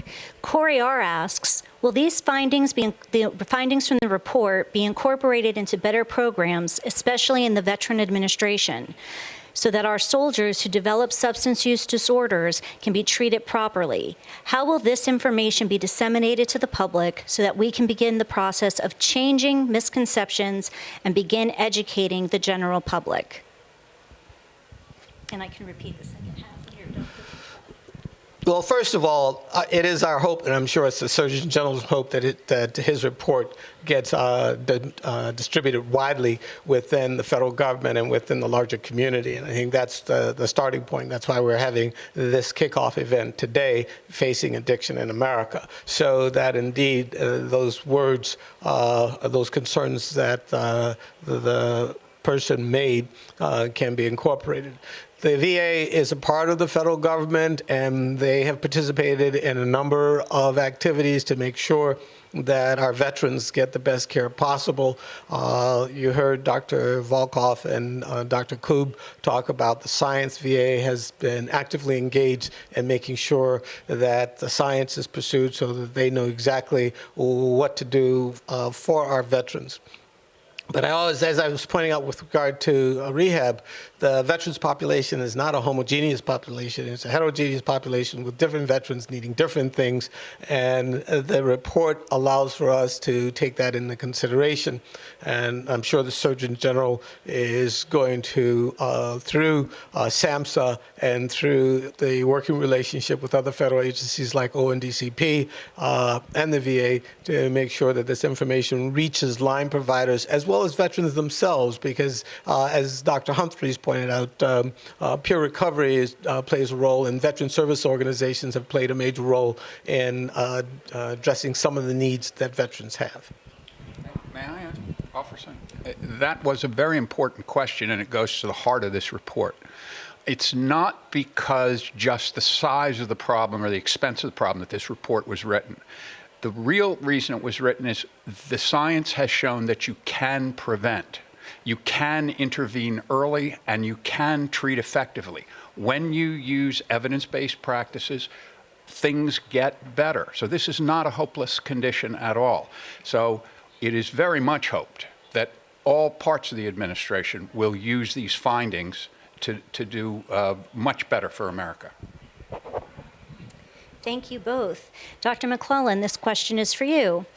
Maureen K. from Facebook asks, where is the urgency in this man-made, physician-controlled epidemic of morbidity and mortality? And how can we encourage our state medical boards to take an emergent, proactive stance rather than a reactive stance? Maureen, I share your views. People are dying more from opioid overdose than for car accidents, and yet there hasn't been the urgency. This report shows that it is very much in the interests of mainstream healthcare to screen, to intervene early, and to learn about addiction. 2, this report shows that the CDC's recommendations on responsible opioid prescribing for pain will save lives. There are many parts of medicine that have adopted these practices and that have become interested, but it must be said that medicine has lagged behind the rest of science. It's time to implement the things that are in this report. I'd like to comment as a physician. The Federation of State Medical Boards is actively engaged in this discussion. So organized medicine is equally concerned about these matters. And as Tom keeps pointing out, the solution is going to be a universal solution rather than attributing it only to a particular group. So we are justified in being concerned how physicians function and practice, but physician organizations are responding to the concerns being raised by the general public. Thank you both. Well, that's about all the time we have right now. We will be coming back a little bit later to answer more of your questions with some more of our experts. So keep sending those questions in about treatment, prevention, recovery, healthcare, addiction, substance abuse disorders on social media via Twitter, hashtag Facing Addiction, or comment on Facing Addiction's Facebook page. So thank you very much, everyone.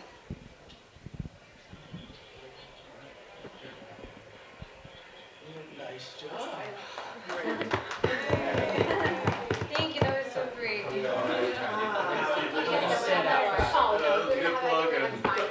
I didn't even say that question about being a physician.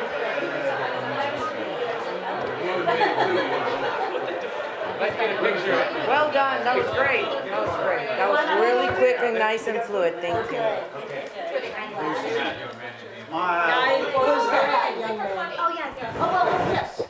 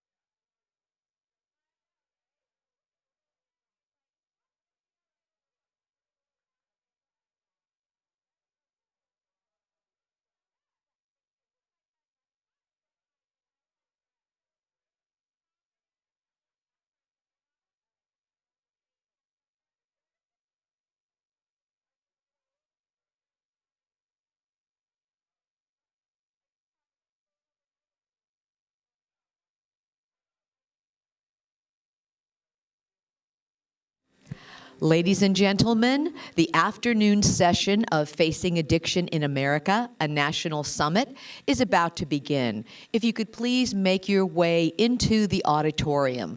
The session is going to begin very shortly. Thank you.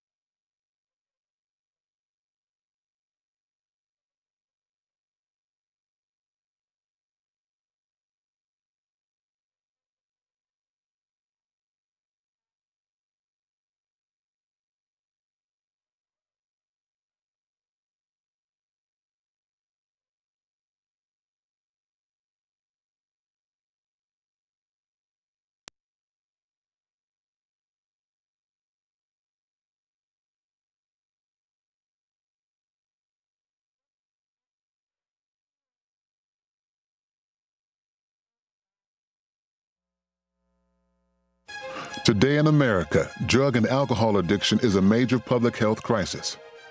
Addiction is one of the defining public health crises of our time. There is no single face of addiction. It impacts all of us and our families. Opioid overdose takes a life every 19 minutes. The time has come to improve prevention and to stop treating addiction as a moral failing. We need to start seeing it for what it is, a chronic disease of the brain that must be treated with urgency and compassion. More than 27 million people use illicit drugs or misuse prescription drugs. Over 66 million people binge drink at least once a month. Together, we can change the conversation and focus on preventing substance use disorders and connecting people who are suffering with the treatment, services, and recovery support they need. We will not hide from this issue because it's hard to talk about. Prevention works. Treatment is effective. Recovery is possible for everyone. For the first time, the United States Surgeon General is preparing a report on alcohol, drugs, and health. Our goal, to provide real hope for the millions of people and their families suffering from addiction. Together, we can prevent alcohol and drug-related addiction, and with treatment, we can give those suffering a new outlook on life. Facing Addiction in America, the Surgeon General's report on alcohol, drugs, and health will be released on Thursday, November 17th, 2016.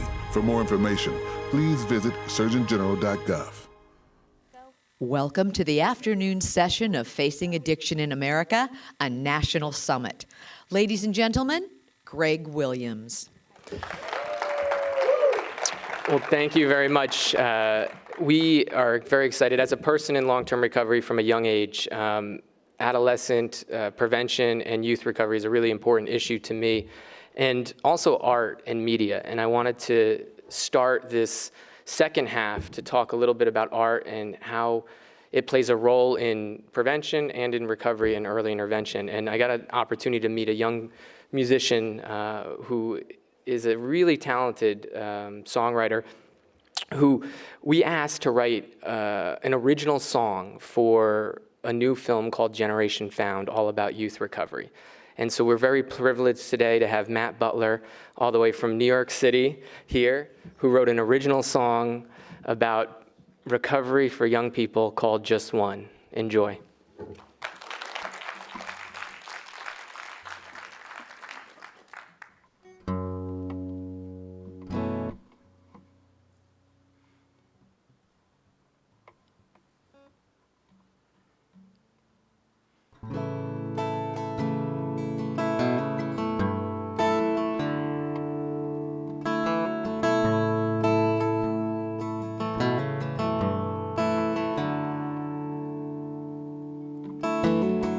I think I asked too many questions, and I know I'll never understand how to help all those around me when I am just one man. And there's so many who feel helpless, that there's just too much to be done. But I know it makes all the difference that revolution has begun. If I can help just one, and he can help just one, and she can help just one. If we can help just one.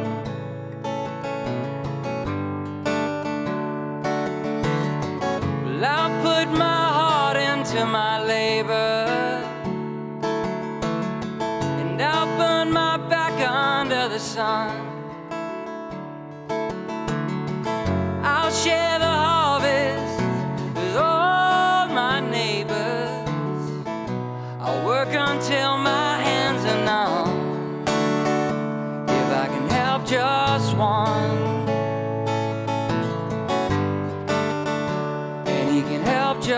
one. And she can help just one. Yeah, we can help just one.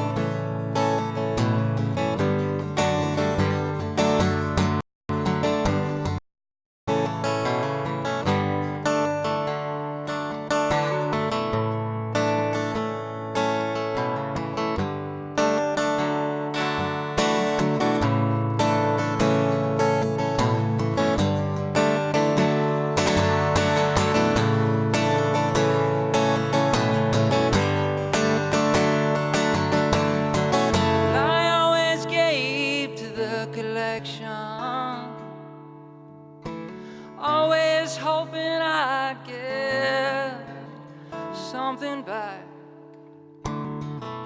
So now I'll offer this reflection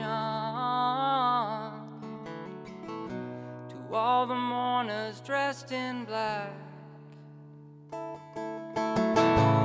Lord knows it's so hard to pray when mercy only comes to some.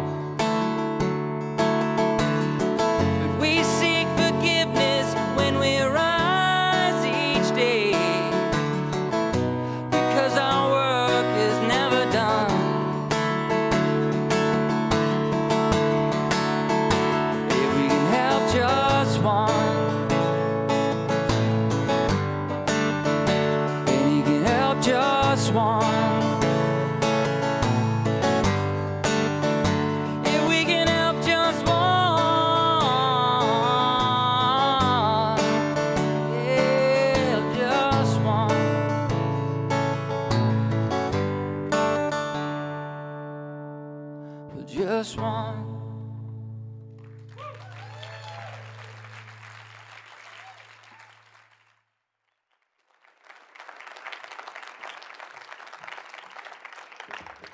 Thank you. That was beautiful. It is my pleasure and honor to welcome to the stage someone I have had the pleasure and honor of hearing present, and each time I do, I feel like I am enlightened and I learn something even more.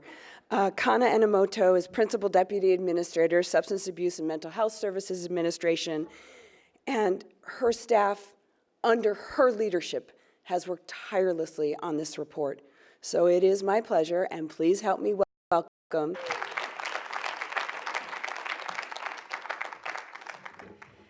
Thank you, Melissa, and thank you, Matt. I agree with you. The revolution has begun.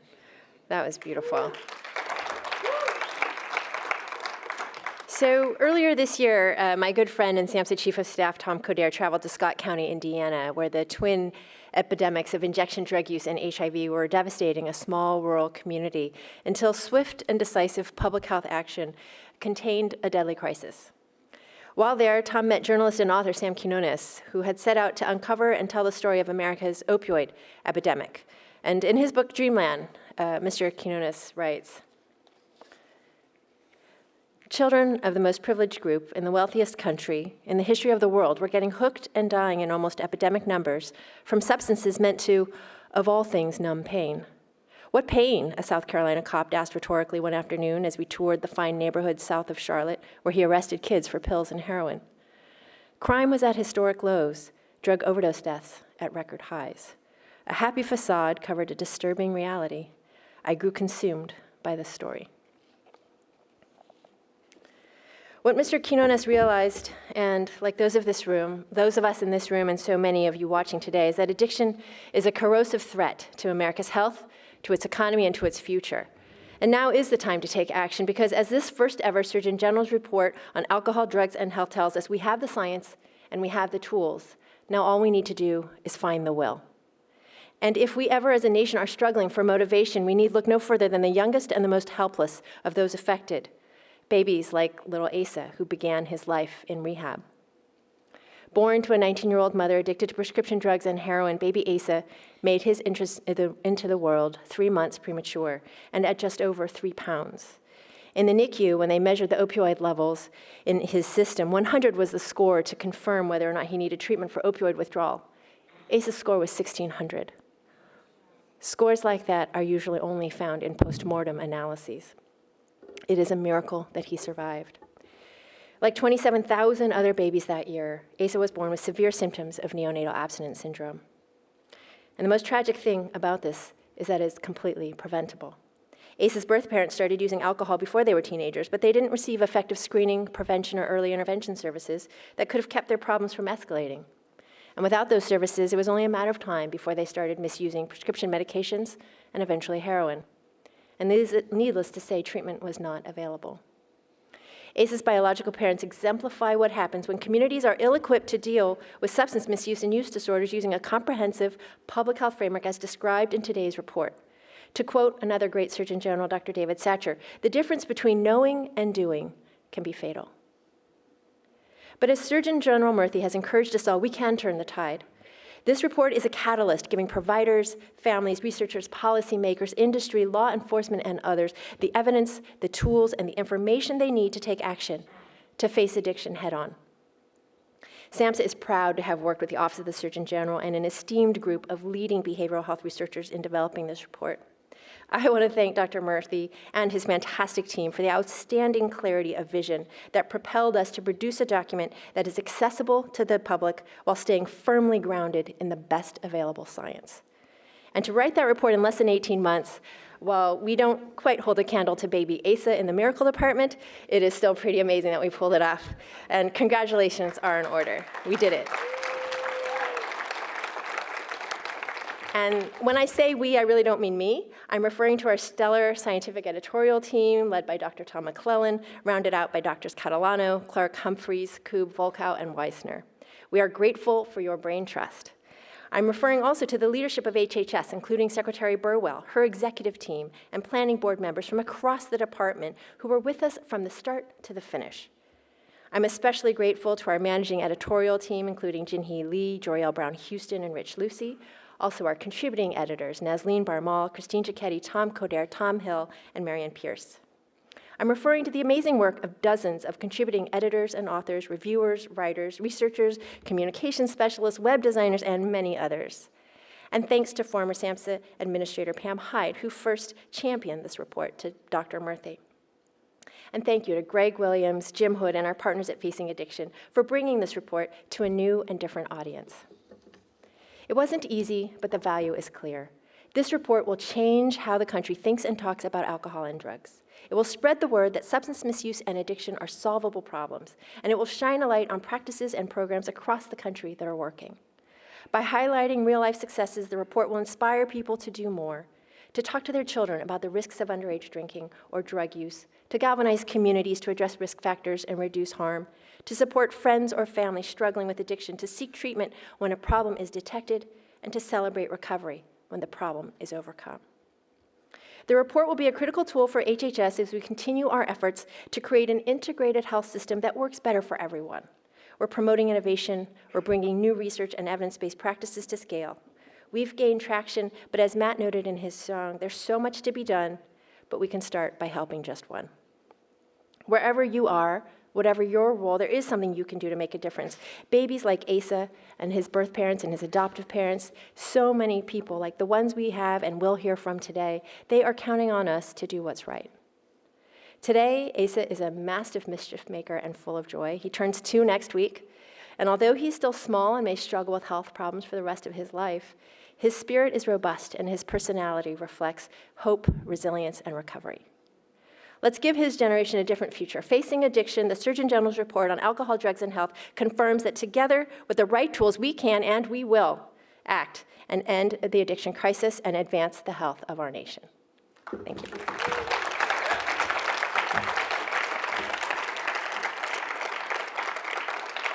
So now I'd like you to join me in welcoming our fantastic treatment panel. We have Drs. Tom McClellan and Dr. Wesley Clark, Mr. Ben Levinson, and they're going to join me up here and we're going to have a chat.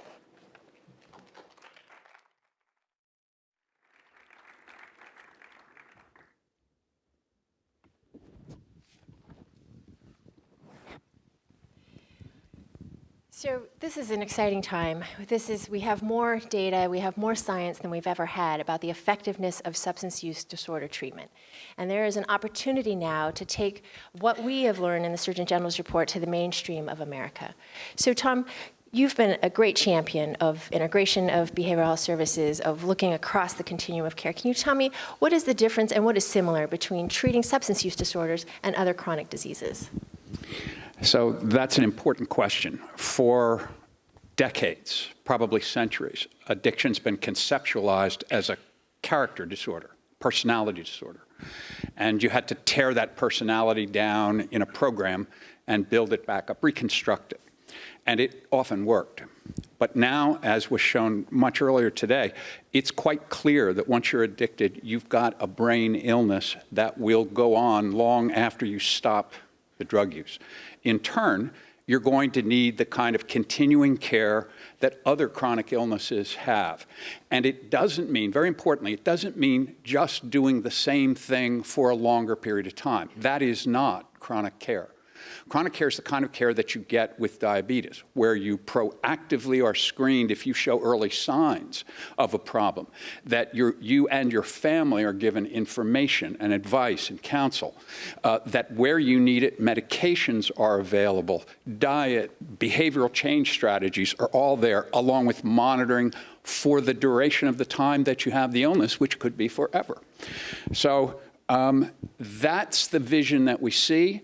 And very importantly, this isn't just a gift, an important gift, to people who've long suffered from addiction. This is a gift to the rest of medicine. It was said better by the Institute of Medicine than we said it in the report. They said in 2006, it's not possible to deliver safe or effective care for general medicine without simultaneous consideration of mental and substance use problems. It's time and it's possible. That's awesome. So I'm just going to skip a little bit because this is, I think, I had a chance to talk to Ben earlier about his model of care and what he's thinking about and leading on. And Ben, Tom just talked about how we have to take these things together. We have to look at it as a chronic care model. How can we use technology? How can we use data to take the treatment tools that we have to the next level? Well, thanks for having me. First of all, I'm very honored to be here and really excited to leverage what Tom was talking about. You know, I think that we're at an optimal time in the annals of alcoholism and drug addiction. I think that we have a collision of, finally, the technological capabilities with the resources and the will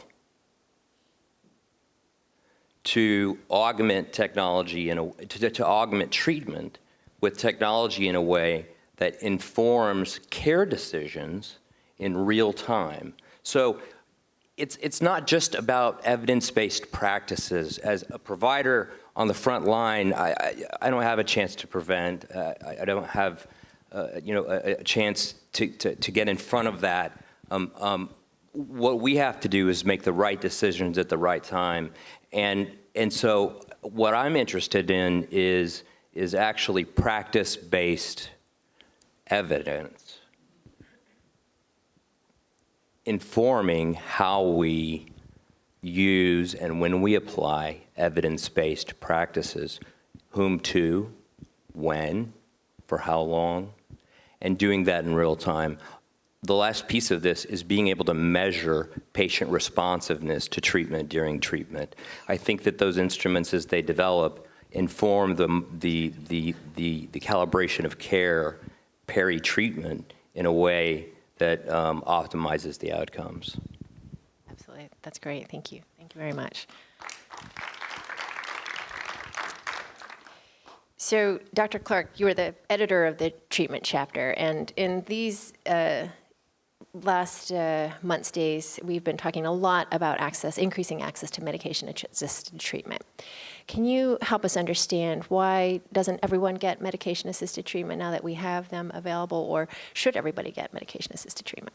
Well, first, I want to thank both the Surgeon General, you, and the Secretary for helping to facilitate this and the Surgeon General's willingness for leadership on this issue. It's a very important one.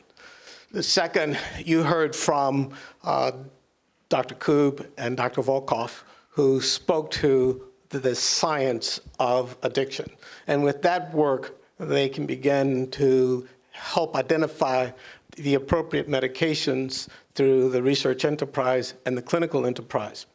At this point in time, there are medications for opioid use disorders, and there are medications for alcohol use disorders.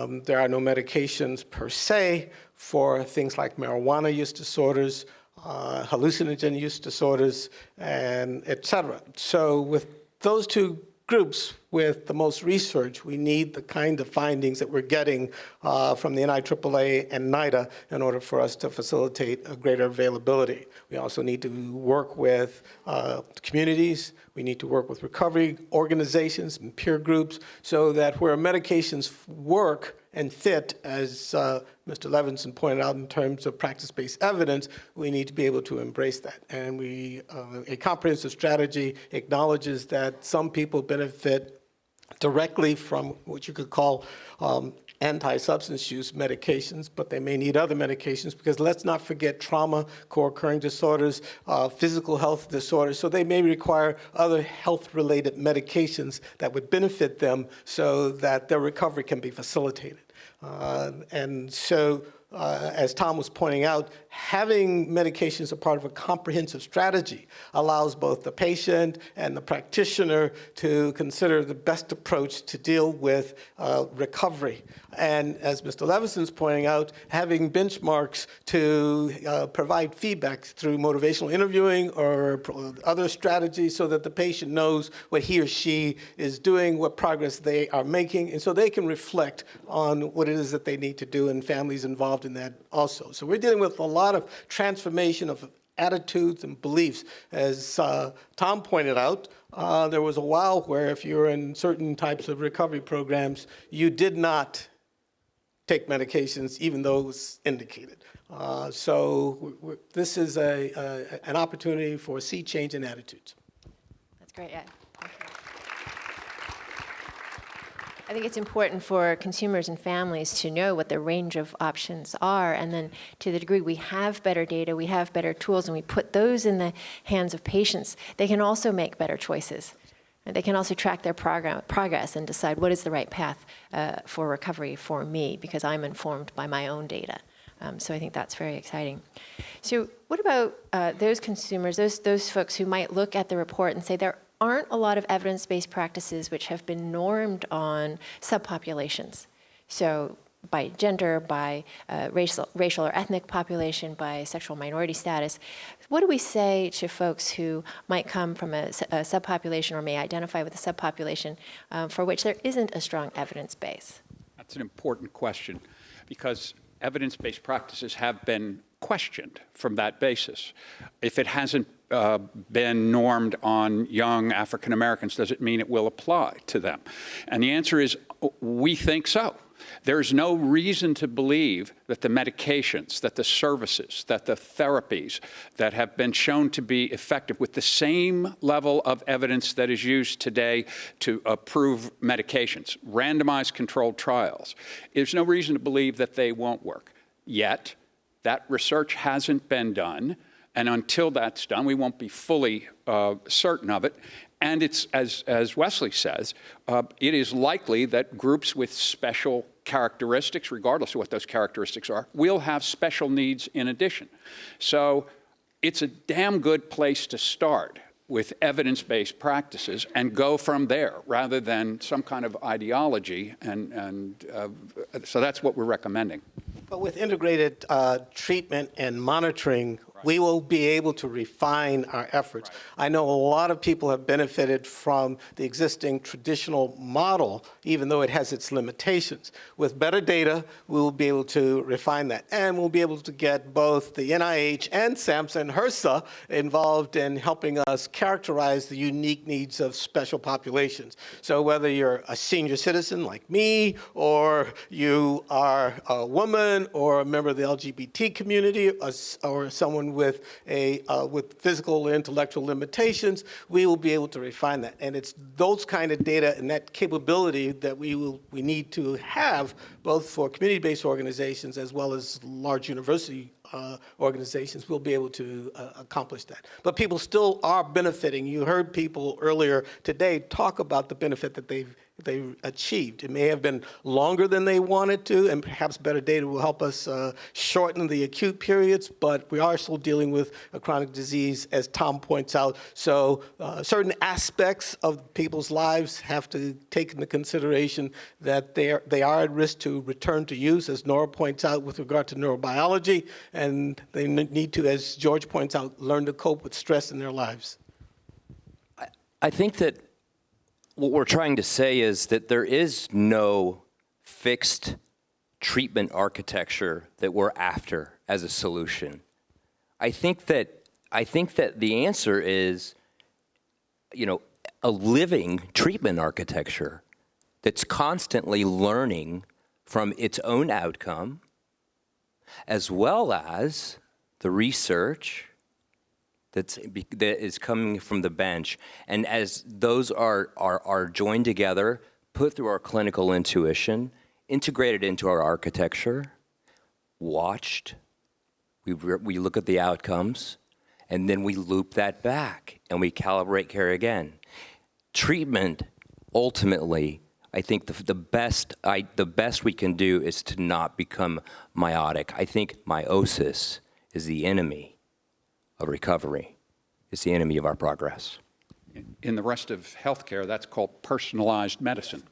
And there's no reason that we can't have personalized care in addiction. And shared decision-making. We want to make sure that the individual who has a problem is benefiting from the intervention. We want peers and individuals to be actively engaged in this process. Thank you very much. All right.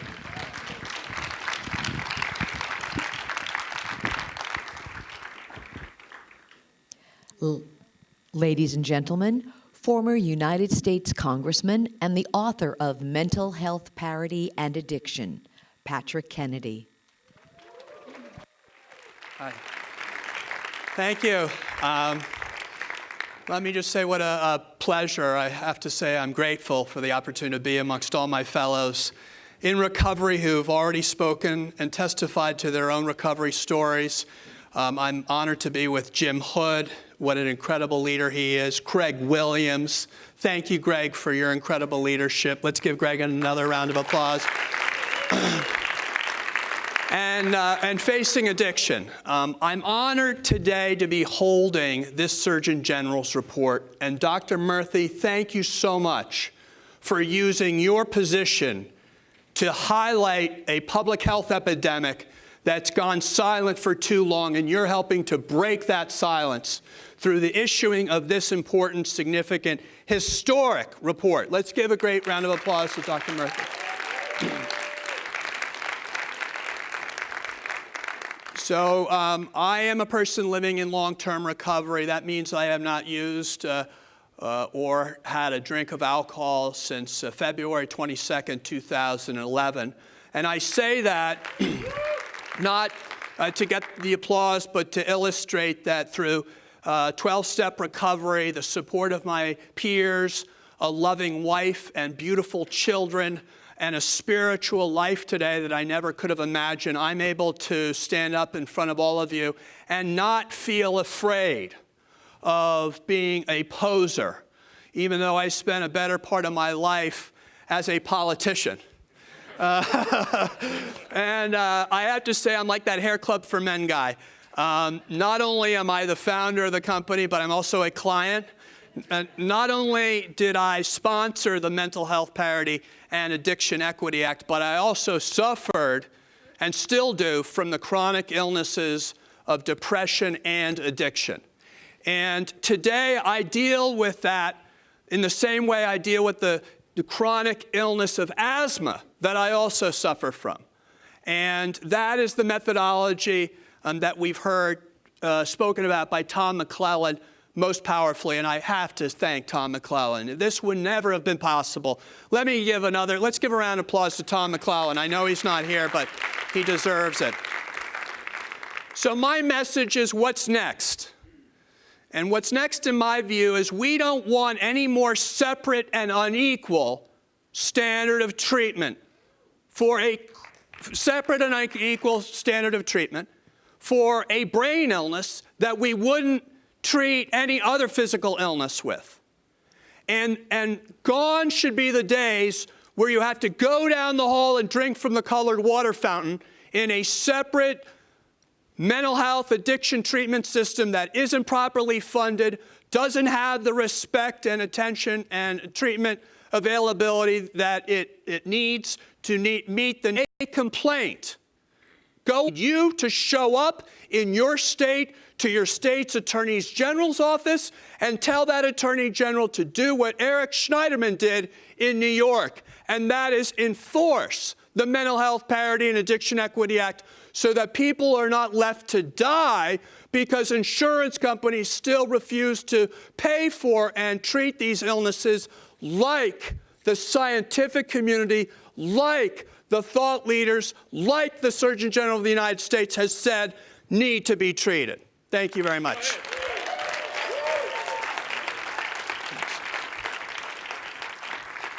Please welcome the Chief of Staff of the Substance Abuse and Mental Health Services Administration, Tom Coderre, and his distinguished recovery panel.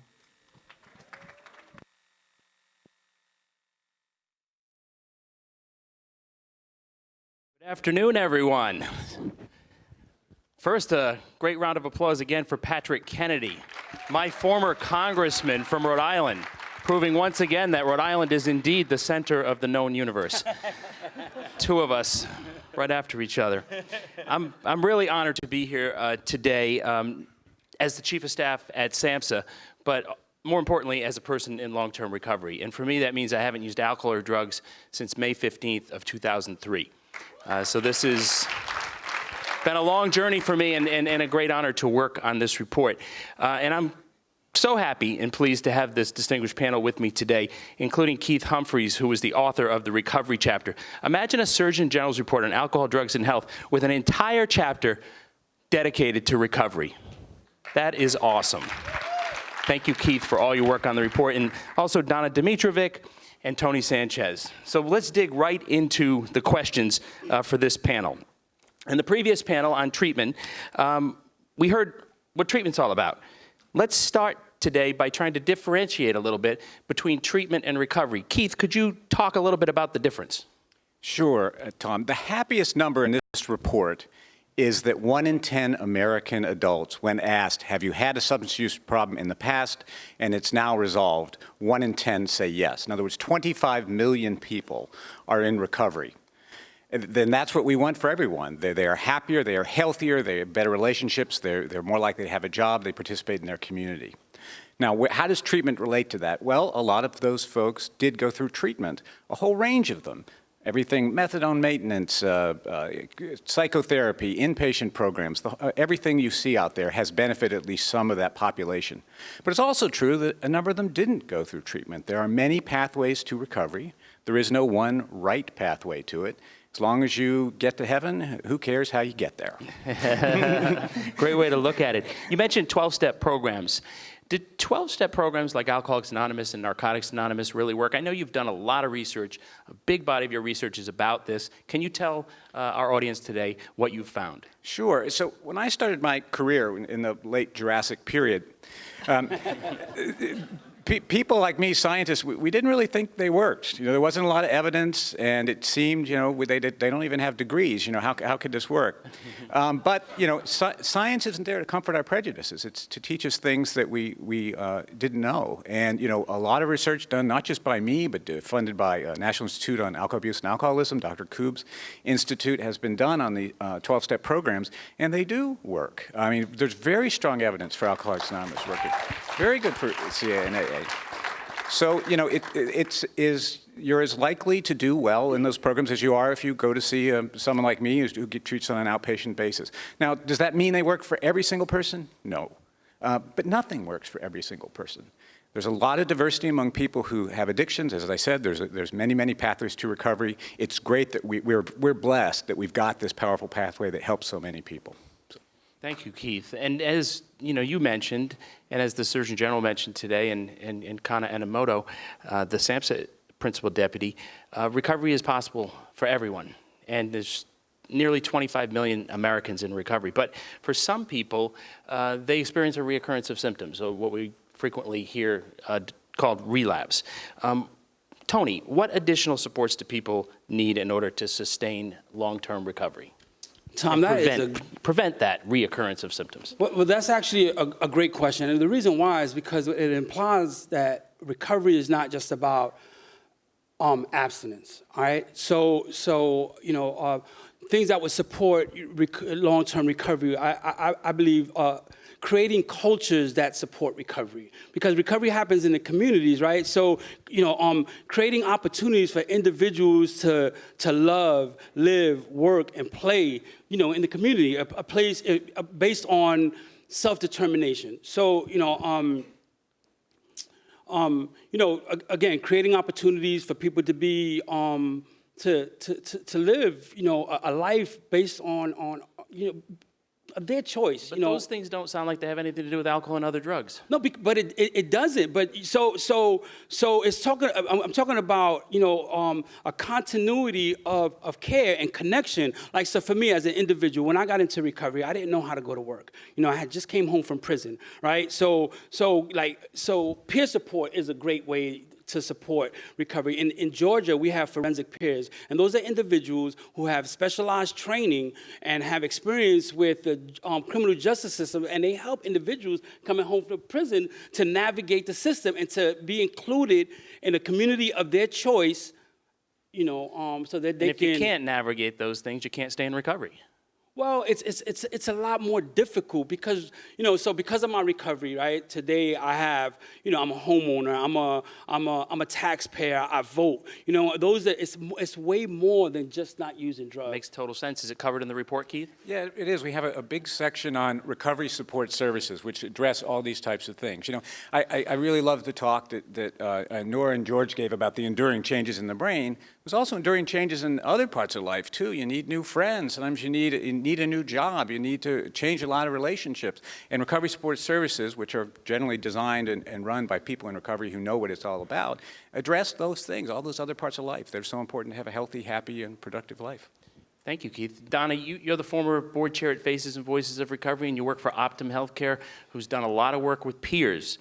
How effective are recovery services that are delivered by peers? So as Keith talked about, there is some information in the report on recovery support services. And I think anecdotally, we have a lot of information out there that the lived experience of one person helping another is just, really supports individuals. At Optum, some of the work that we do is infuse peer support services throughout our network.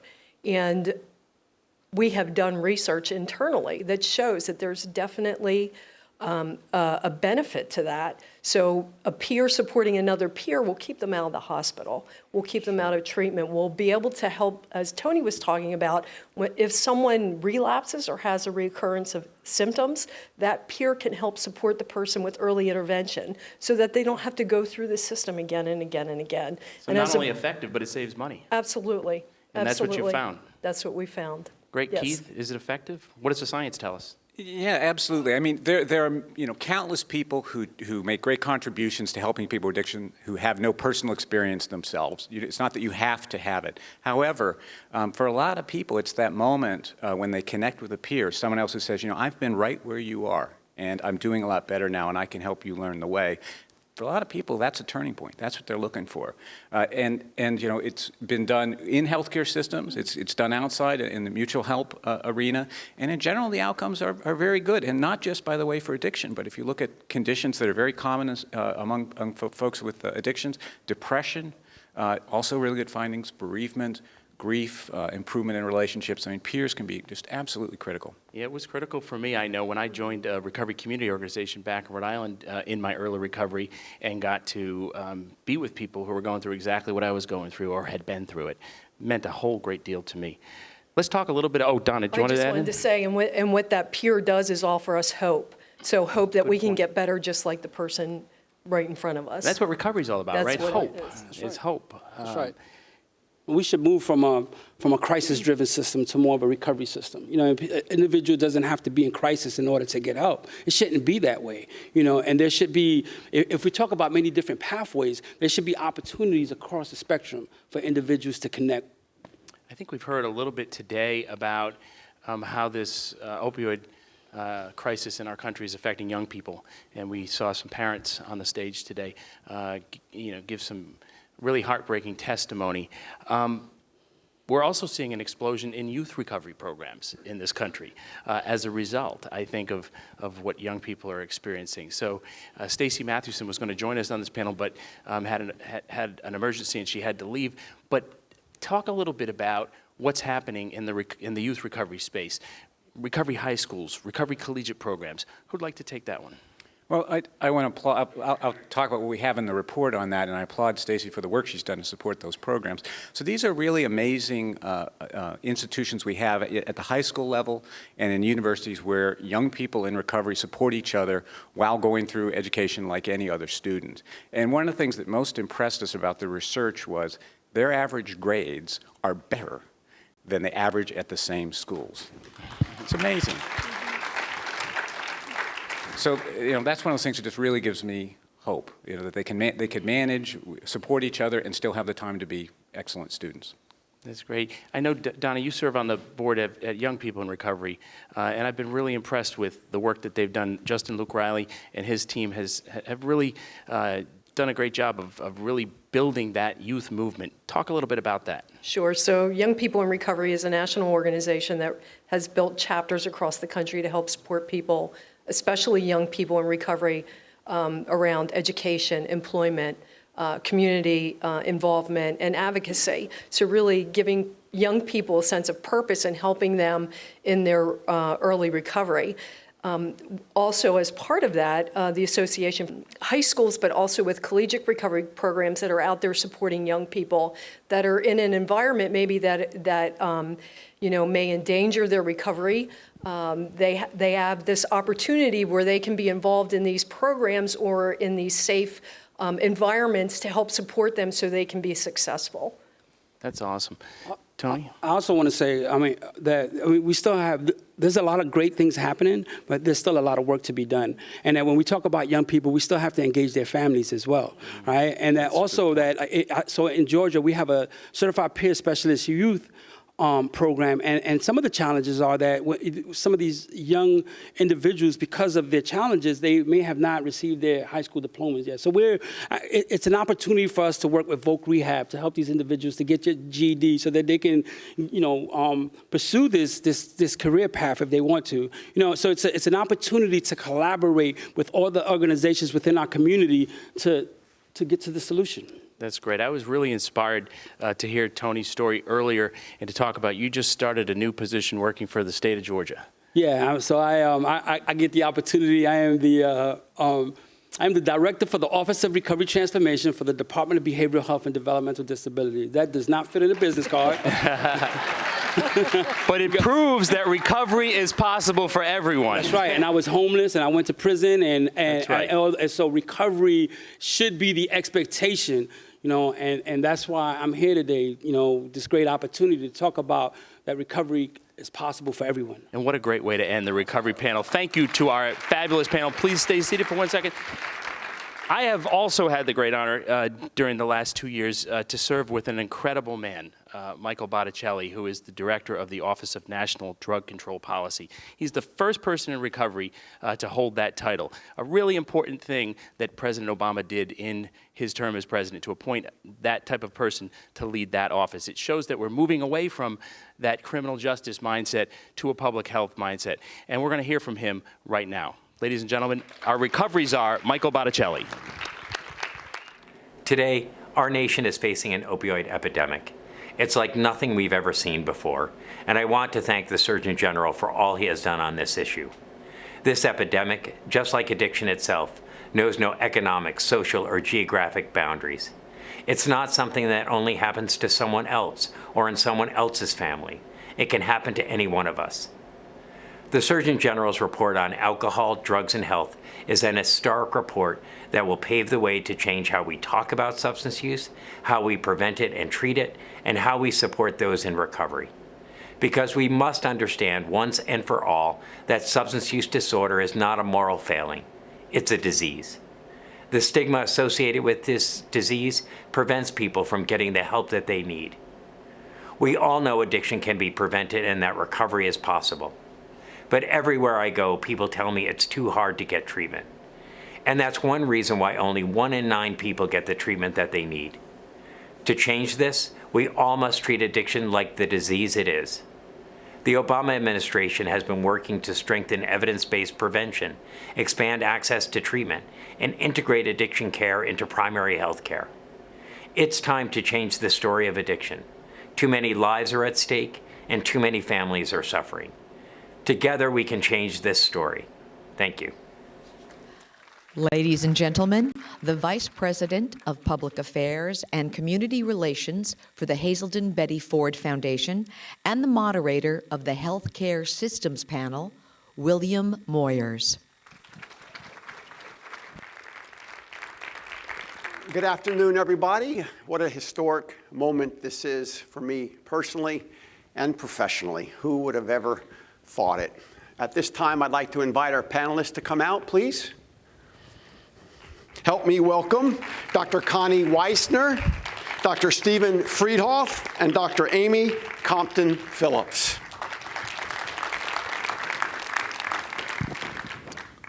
Thank you all for being here today. You know, there is a reason why this is the last panel of the day. A substance use disorder is a chronic health issue, which means it shows up across the health care continuum, and to address it means that we have to integrate it across the health care system. Well, as we know, that's easier said than done, and I'm glad you all have it all figured out. Dr. Weissner, I will start with you by asking you, what does integrated care look like, and how in the world can we achieve it? Well, it looks very different from how Patrick Kennedy described the old system. It looks very much like the way we treat other health conditions like diabetes, hypertension, and so forth. The idea is that you go to your primary care physician, you are screened for any substance use issues, and if they are mild or moderate, you are treated there. There are behavioral interventions the report talks about that are brief, easy to do. There's medications that can be used in primary care. And when the person's problems are more severe, then they need to be referred to specialty treatment.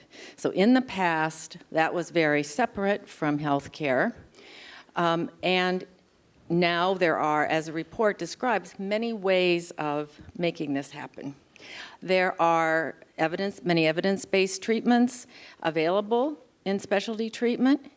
After specialty treatment, that person should be referred back to primary care for ongoing monitoring. It's very similar to how we would treat other diseases. Now, we do have a whole range of different types of health systems in this country. And because of the history of separation of our addiction treatment system from the healthcare system, we have some extra ways to things to do that we haven't had to do for other chronic conditions. The report details many different ways that have been studied to have ongoing referrals to specialty care and back. And it's really important then to get back to primary care after that, because it is a chronic relapsing condition. You can continue to be monitored there, screened.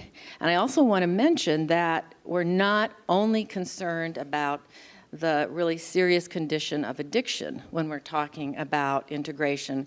We're talking about substance misuse, risky use, and so forth that is really responsible for many other health conditions and exacerbating those conditions. So this can also be addressed in primary care. What the benefits are large. There's a lot of research showing that integrated care does have positive effects on drinking and drug use outcomes, also on other health issues and cost. So if we can treat people, identify people early, treat them, we are stopping a whole cycle of problems when they are easier to treat. The cost impact is huge, not only to the healthcare system, where you don't need to use as many emergency room visits and patient visits, but also to other systems like criminal justice and so forth. And I think there's a very strong body of evidence that the report includes on that. It's going to take a lot in terms of resources, both academic resources, financial resources, and the healthcare system's resources. Dr. Friedhoff, parity, we have parity. We just heard Patrick Kennedy talking about how important it is. Talk to us, if you will, about the role that parity will play in the integration of addiction treatment in healthcare. Absolutely, thank you. And I'm sorry, I do have to say how I truly am honored to be here today as an American, as a father, and as a primary care physician. I mean, this is truly an incredible day, so thank you. I do want to address parity, but very quickly, I also want to address a little bit about the workforce issues that we had spoken about earlier. You know, the financial and the human costs of treating neonatal abstinence syndrome, overdose, the ER visits, all the sequelae, the comorbidities is just absolutely incredible. And if we were able to invest just a fraction of that in prevention, and so much of what Constance was referring to, we can make absolutely incredible inroads there. But the workforce, when we think about the shortage in behavioral health, it's not just limited to behavioral health, and it's not just about quantity. It's also about what that workforce can deliver. So I think we've talked a lot about today where so much more education is needed on appropriate opioid prescribing, appropriate pain management, early identification, screening, early treatment and interventions for substance use disorders, and just how critical those are. And there's a very interesting paradox that we've observed when we look at claims around medication-assisted treatment, and that is, even though we are extensively promoting it, we're subsidizing training, we're incentivizing providers to go through it. When we see a claim for MAT, only 16% of the time do we see a claim for a behavioral health or substance use disorder specialist. I mean, the A in MAT stands for assisted, and I think that really is an indicator of how challenged the workforce is. Thank you. I think there's lots of ways to address it, and happy to talk more about it if you like, including telemedicine and other methods, and especially behavioral and physical integration. But I'm representing payers, and I know you want to hear about parity, and especially after following up on Patrick, I do want to address that. And in all candor, my organization and Patrick have worked very closely over the last couple of years. In fact, he and I have worked very closely as well, and he holds us accountable, and I thank him for that. I think we believe we're compliant. We are constantly reassessing our compliance, but having that external view is very, very important. But I think parity needed to start with payers. It can't end with reimbursement. It really can't. The entire delivery system was bifurcated on behavioral health and physical health. And while it needed to start with adequate reimbursement, I think we still need to address a lot of the integration issues that you've been hearing about. And we have quite a few strategies around that, but maybe I'll call time and let you go to the next question. Well, thank you. And I'll ask Dr. Compton-Phillips, what are the workforce challenges? How do we go about training our professionals to recognize, diagnose, and refer on this issue of substance use? It's an absolutely wonderful question, and I share your honor at being here today, so thank you for the opportunity. We have two major issues in workforce, and one is that we have to unlearn some things before we start learning new things. As a physician, as an internist as well, but also my colleagues that are dentists and many other professions, medical professions, we've learned that pain is the fifth vital sign, and that we have to do everything we can. It's our obligation to minimize pain, that every sensation is a symptom. And so that we heal that with a pill. And so we have contributed to this free availability and easy access to opiates in all their guises. And we know that that's an inroad into addiction as we move forward. So unlearning, reeling that back is a huge change, and one we are working on creating. The second side of the equation is creating the workforce of the future. And typically workforce, people go into a profession where vocation overlaps with the ability to make a living. And up until recent times with parity laws and the increased reimbursement for mental health, there just has not been a calling to be able to create a living for a wide array of people in mental health and addiction. And so now now that the capacity has opened up, we are working hard to train people in. We recently started a telehealth program. People are dying to have us come in and provide telehealth services.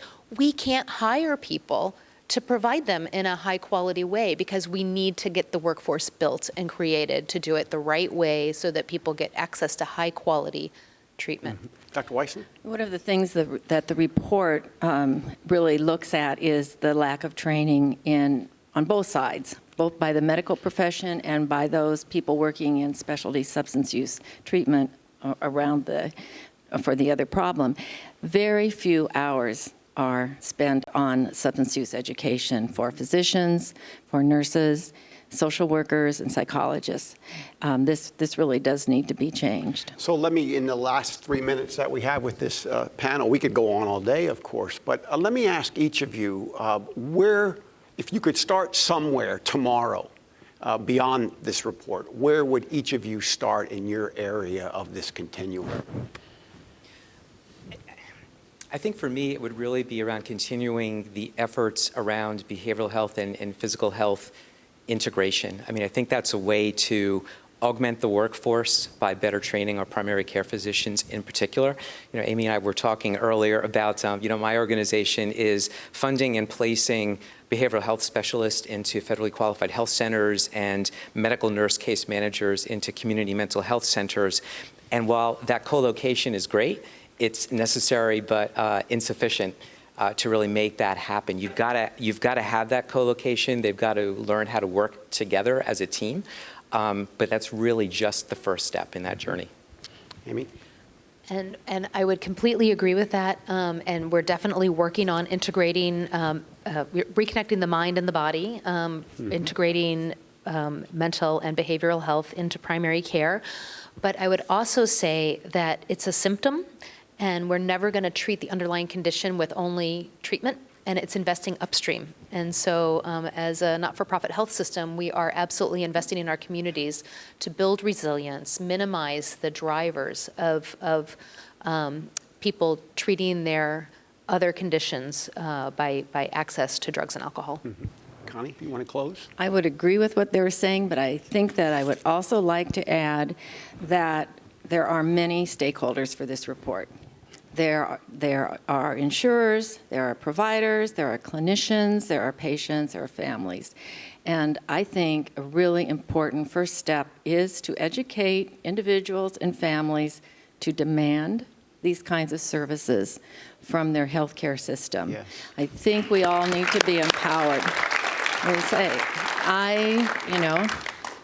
when you go to your doctor, say, you didn't screen me you didn't ask me about my alcohol or drug use. I think that is making a statement that's going to help other patients.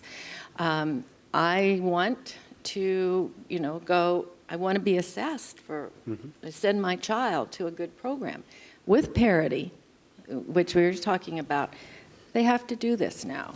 And I think we really do a lot if we educate our families and our individuals to demand the kinds of services we need. Thank you, Dr. Weissner, Dr. Friedhoff, and Dr. Compton-Phillips. Thank you for being part of the solution today and for helping us to understand the role that medicine plays in this important battle. Thank you very much.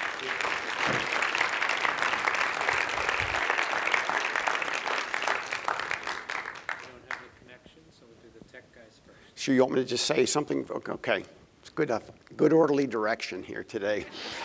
I just want to say very briefly, I think I understood what I was told to do here, but progress, not perfection. I have to tell you, as I said at the beginning, this is a remarkably historic moment for me. Professionally, I've worked at the Hazel and Betty Ford Foundation for 20 years now, and it's also a remarkable moment thanks to Jim Hood and Greg Williams and so many others in my own personal life. I came out of a crack house in Atlanta 22 years ago, and who would have ever imagined that I would be on the stage with preeminent doctors and in Paramount Theater with so many experts in this field. I think it's a real validation of the fact that addiction can be overcome. Treatment works and recovery is possible. And I just want to say that I've had the advantage of looking at the headlines that are out there today because of the Surgeon General's report. Listen to this. This is from NPR. Surgeon General wants America to face up to addiction. Politico, Surgeon General ramps up addiction battle. Scientific America, U.S. Surgeon General report tackles addiction. The Associated Press, addiction is a brain disorder, not a moral failing, says Surgeon General. And finally, USA Today, the Surgeon General report calls for a cultural shift when viewing addiction. This is our moment. And finally, in the spirit of what the Surgeon General said, quote, solving this problem is not going to take place if we just pass a few laws or if public experts start a few more programs. It's actually going to take all of us coming together to do our part. As I know in our call to action, addiction is an illness of isolation. And whether it's prevention, research, treatment, or aftercare, the course of action that all of us must take today is to be together in this fight, not just against addiction, but to promote the power and the possibility of recovery. We face addiction by uniting to put a face and a voice on recovery, for hope, for help, and for healing. Thank you all very much for being here today. And at this point, I will toss it to our tech expert on the next generation of how we will use our expertise down in the trenches of technology. No? Yes? Maybe? You want me to tap dance? Hi, everybody. I'm Daniela Tudor, and I'm in long-term recovery. I'm also the Thank you. I'm also the CEO and co-founder of WeConnect. This piece of technology that I think all of us are familiar with used to be a source of guilt for me when I didn't answer the phone calls of my loved ones in active addiction, a source of shame when I ignored responsibilities, and until one day, a woman that's actually in the audience today cared about me enough to make me realize that I was suffering from the disease of addiction. And from that moment on, I sought to get help. I tried to get help on my own, and it got much, much worse, until finally I landed in inpatient treatment, and it was there that I learned a couple of key things. One, that I wasn't alone. I met some incredible people that were going through the same thing that I was. But second, the counselor in that inpatient treatment looked at me and she said, look to your left, look to your right. It's very unlikely that one of you will even make it past 60 days sober outside of inpatient treatment. And I thought that is completely unacceptable. So the day that I got out, I had a couple more things happen. I had a piece of paper called my treatment plan with an exorbitant amount of tasks to do, to get done that day, get into sober living, go to my first 12-step meeting, set up my therapy sessions, and all of those things are extremely overwhelming. So I thought there's gotta be a better way for aftercare recovery and to reduce the primary reasons for relapse, lack of communication just in time, and lack of accountability to your treatment plan activities. So with that, I found an incredible team of people, and we came up with a mission to save lives, reduce relapse, and enhance the thriving and recovery with the use of technology.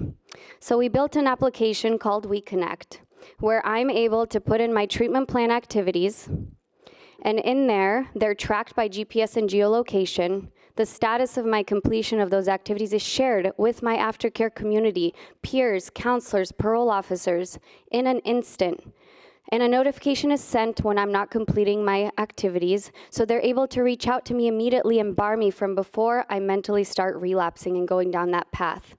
And to further separate me from the path of relapse, this app, I'm able to get rewards, healthy rewards though, such as yoga classes, fitness classes, and coffee coupons to take out my fellows and peers in recovery so that I'm able to connect further into my recovery, because technology can disconnect us and it can connect us. It's a really fine line, so that's why we're really careful in building those healthy rewards. And today, this piece of technology for me is a source of love, of support, of connection and communication to my aftercare support system. So I encourage all of you to use technology, integrate it into aftercare recovery, and use it as a sidekick into our heroic journey into recovery and bring us together as a community. Thank you so much. And now, I introduce to you Michael and Angel, founders of Death Over Dinner, now called Facing Addiction Over Dinner.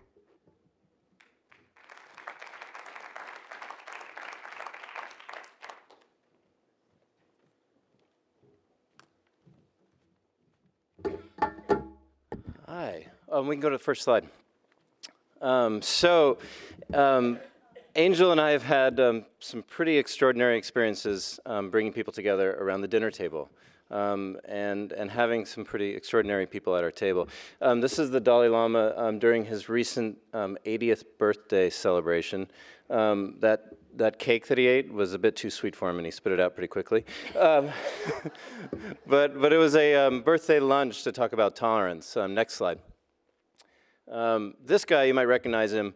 At the time, you wouldn't have when we had this dinner to talk about Seattle hip-hop. You now know him as Macklemore. And we had a pretty amazing evening where he brought a crumpled piece of paper out of his back pocket and started laying down some rhymes that we'd probably all know by heart at this point. Next slide. And then this dinner was pretty extraordinary. This is where I really got to understand the weight and the gravity that the dinner table can hold. This is a dinner where the President Kagame from Rwanda and President Mary Robinson from Ireland came together to talk about genocide. Next slide. So, albeit these are pretty amazing things to be able to do as an individual, but what we realized is that we wanted to share the power of the dinner table with the rest of the world. And we also began to realize that we don't eat together very well in this culture, and that the statistic that kind of drove a stake through our hearts is that 20% of American meals are actually eaten in the car. Yeah, I'll let that settle in. And then this quote, that knowing more about family history is the single biggest predictor of a child's emotional well-being. So the fact that the table does this so well, and we had learned how to use the table, so we decided to create a program and a platform and a toolkit called Facing Addiction Over Dinner. Our first project, Death Over Dinner to Face End of Life, has brought together hundreds of thousands of families, and we decided to look at drugs and addiction and give families the tools to face these topics together. Here's Angel Grant, my co-founder. Something that we all share as humans is a longing to connect. I started abusing drugs when I was 13, and it's because the drugs allowed me to feel a temporary but deep sense of connection that I was starved for. By the time I was 20, I was paying my way through undergrad, I was working as a page in the South Carolina House of Representatives, and I was shooting up cocaine on a very frequent basis.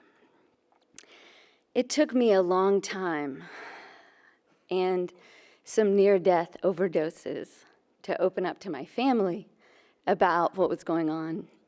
And even when I did, no one had the tools to talk about it, and certainly not to address it effectively. So I got to do that on my own.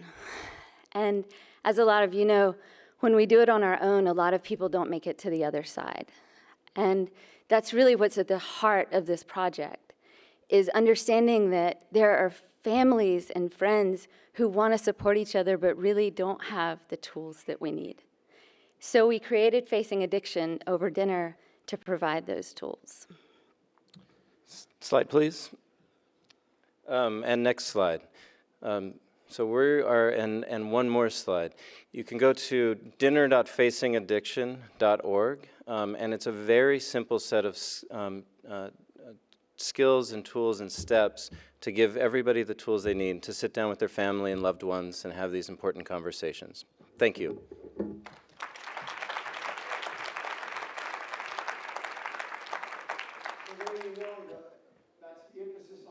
Human touch points. As many of us know, that's the critical element of recovery. I went to treatment 4 times. I found treatment to be very easy. I did it 1,000 times, but staying stopped is what counts, and that person-to-person human contact, whether it's over the phone or in person, is what it is all about. So at this point, I'd like to throw it, I think, to a video about what's happening with Suzanne Jarvis at the Houston Recovery Center in Texas. Now, welcome to the Houston Recovery Center. My name is Leonard Kincaid, and I'm the center's director. We are a nonprofit organization created and funded by the city of Houston. We operate 2 programs, the Sobering Center and an 18-month recovery program. The Sobering Center serves as a jail diversion site for individuals arrested for public intoxication to preserve law enforcement and emergency medical service resources, and to give those individuals with substance use disorders an opportunity to get the help that they need.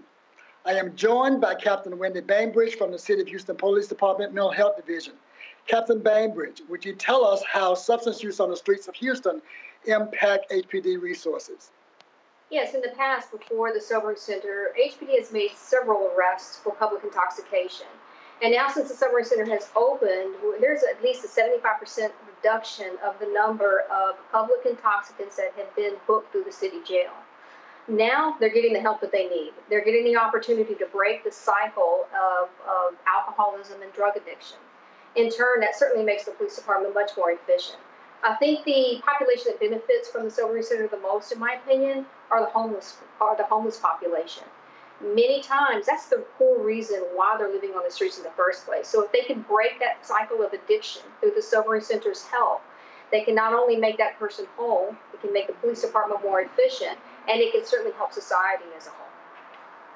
Thank you, Captain Bainbridge. And we are so grateful to have the support that we've had from the police department from the very beginning. We could not have created this facility without the police department, and it wouldn't maintain the level of success that we've had without their ongoing support. So again, thank you. So let me walk you through the process of how people come into the Sobering Center. They are first brought in by law enforcement. And you can see our city skyline in the background. The law enforcement comes through this door, they pull under this cover, and they walk in. When they walk in the center, they're greeted by a recovery support specialist. These are individuals with lived experience who have gone through a state certification program that qualifies them to be recovery support specialists. Now meet Kelly, who is our recovery support specialist supervisor. Kelly, tell us about your journey. I love working with our clients. I used to be in their shoes. I get what they are going through. I was in my addiction for 24 years. This is my picture when I got arrested and went to jail. I wish they had a Sobering Center when I was using. My life might have been different, but I was able to turn it around. I graduated the STAR Drug Court program in 2012. I became a certified peer support specialist and completed my classes for LCDC license. I am currently working on my bachelor's degree in social work. I get to use my experience and training to inspire and support clients getting into recovery. I have 6 years of recovery. There is life after addiction. Thank you, Kelly. And we could not do the work that we do if we did not have the support of individuals like Kelly. We are so grateful that they have their life experience, and now they're using their life experience to help others, along with the training that they receive in terms of how to actually do just that. Now, once an individual has been cleared to come into the Sobering Center, the first stop they have to make is with our intake area. This is our intake area. It's operated by EMTs. You see one of our EMTs on staff here.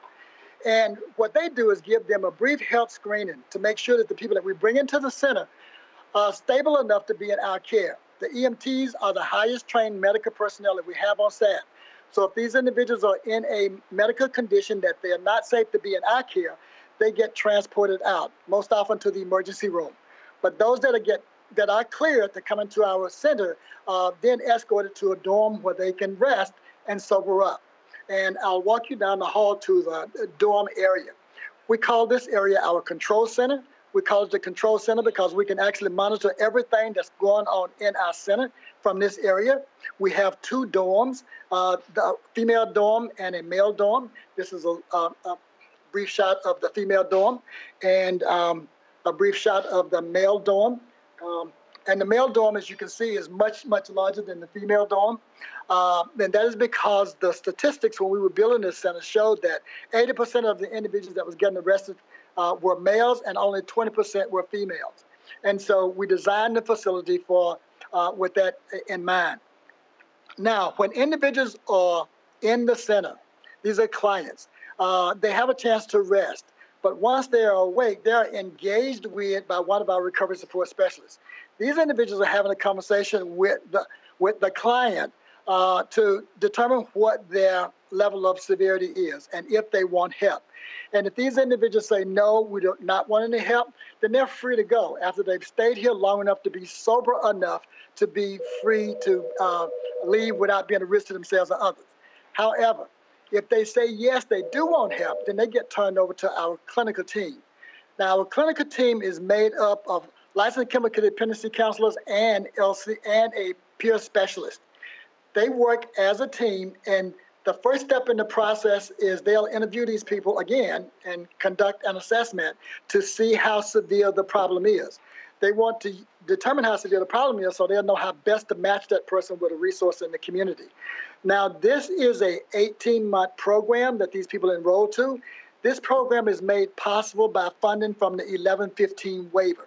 We would not have been able to offer this kind of support to these clients long term had it not been for the funding that we received through the 1115 waiver. So when an individual enrolled in that program, not only do we do the assessment and determine the level of care that they need, but we actually take them to the facility that they can get the care. We don't leave it to them to make it to that facility by themselves. We actually transport them to that facility ourselves. We will case manage them for 6 months as they go through different levels of care. And we will also provide them with peer support. So when they complete their treatment episodes, they still have support to reintegrate into the community in a healthy and productive way. And as I said earlier, when we check an individual in, quite often these individuals are in a state in terms of their health that they have to be transported out. So when that happens, we rely on the City of Houston EMS team to assist us with that. So I am joined by Captain Karen DuPont, who is with EMS. And Karen, would you tell us how the substance use on the streets of Houston impact EMS resources? Substance abuse in the city is a tremendous, difficult problem for us. Limited resources. The only thing we have to offer as a firefighter EMS service is transport to the hospital, and that's not often the most appropriate destination for these clients. It impacts us to the tune of about 5% of our total run volume annually, and we actually feel that that number is greatly underestimated. Collaboration is the key. Centers like this absolutely help patients recover and return to society. We want to support this. Additionally, what we look for in legislative moves is the way for us to share information. It's very difficult to share information between agencies, so we'd like to see more movement in that area so that we can better coordinate care for these patients. But continue with collaboration, integrating behavioral health with physical care. So we look forward to those things happening in the near future. Thank you, Karen, and thank you for all of the support that you provided us. We would not be able to run this facility as effective as we do if we didn't have the support from EMS, because honestly, some of these people, when they come into our care, they are in really bad shape. And if we could not get them care in a relatively short period of time, it could be a very life-threatening situation for them. So we are so grateful for the opportunity to share our experience with you, and we are so appreciative of this report that has come out from the Surgeon General office. So thank you again for allowing us to join you, and back to you.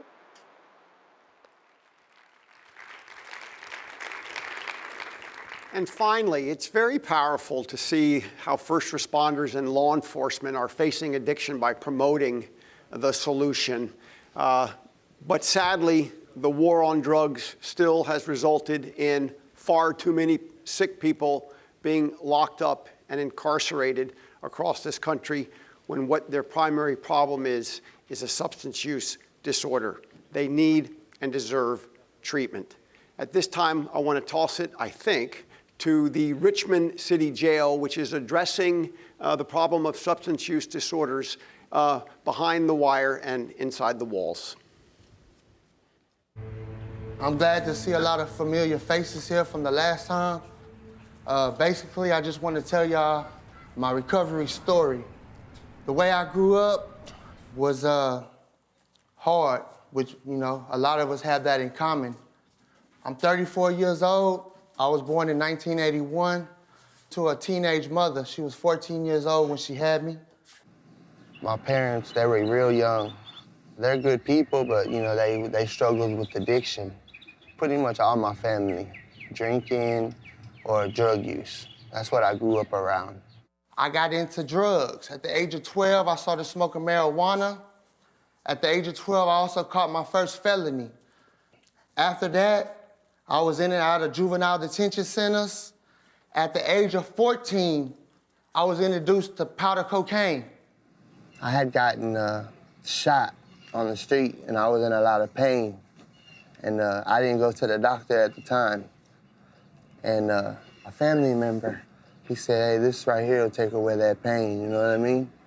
And then that's what he gave me was cocaine. After that, my life consisted of robbing, selling drugs, getting high, street life.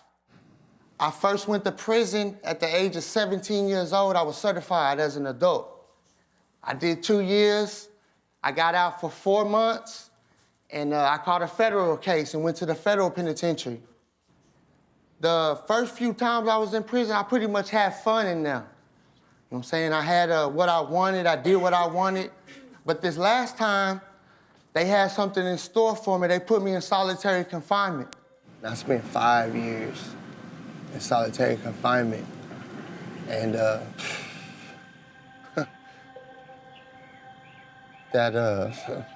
it changed me. I asked God that if he got me through this time, that when I got out, that I would do something totally different. And he blessed me. I was released, and I haven't looked back. My appearance, the way I look, my 7 felonies, I didn't have too many options. I could go back to doing what I used to do, but I knew where that was gonna get me. I always wanted to help others, so I decided to be a substance abuse recovery coach. I'm now hired full-time. I done came from a cell to an office. The motivation and determination that y'all used out in the streets to do wrong, if y'all switch that style up and do it in a positive way, y'all can do anything y'all wanna do, man, anything. They're at an age to where they could go either way. You know, if they encounter somebody that wants to give them drugs, a gun, they'll go that way quick. But if they encounter somebody like me that wants to take them to a positive road, you know, I've done seen it, they'll go that way. So it's really critical to get them at that point.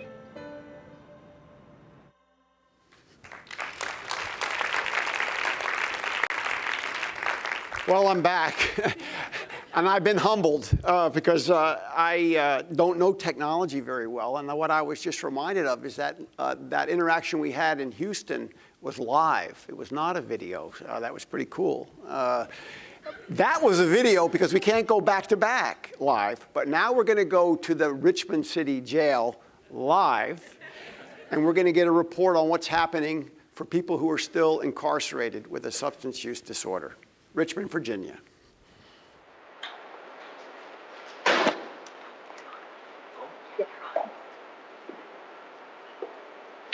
I'm Sheriff C.T. Woody. I'm a sheriff here in Richmond, Virginia. I've been in this business for 35 years as a street cop, homicide detective. I've seen it all, murders, the addiction problem. We are arresting the wrong people to be addicted to cocaine or crack, pills and whatever. It's not a crime. It is a sickness. And we need to treat the cause instead of putting bandages on the wound. That's what I mean when we are locking up the wrong people. We should treat them.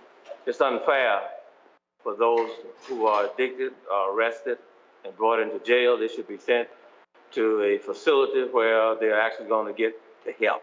So I believe in redemption, and that's what should be done, and stop treating addiction as a crime. I'm Sarah Scarborough. I'm the program director here in the jail, or the Justice Center as we call it.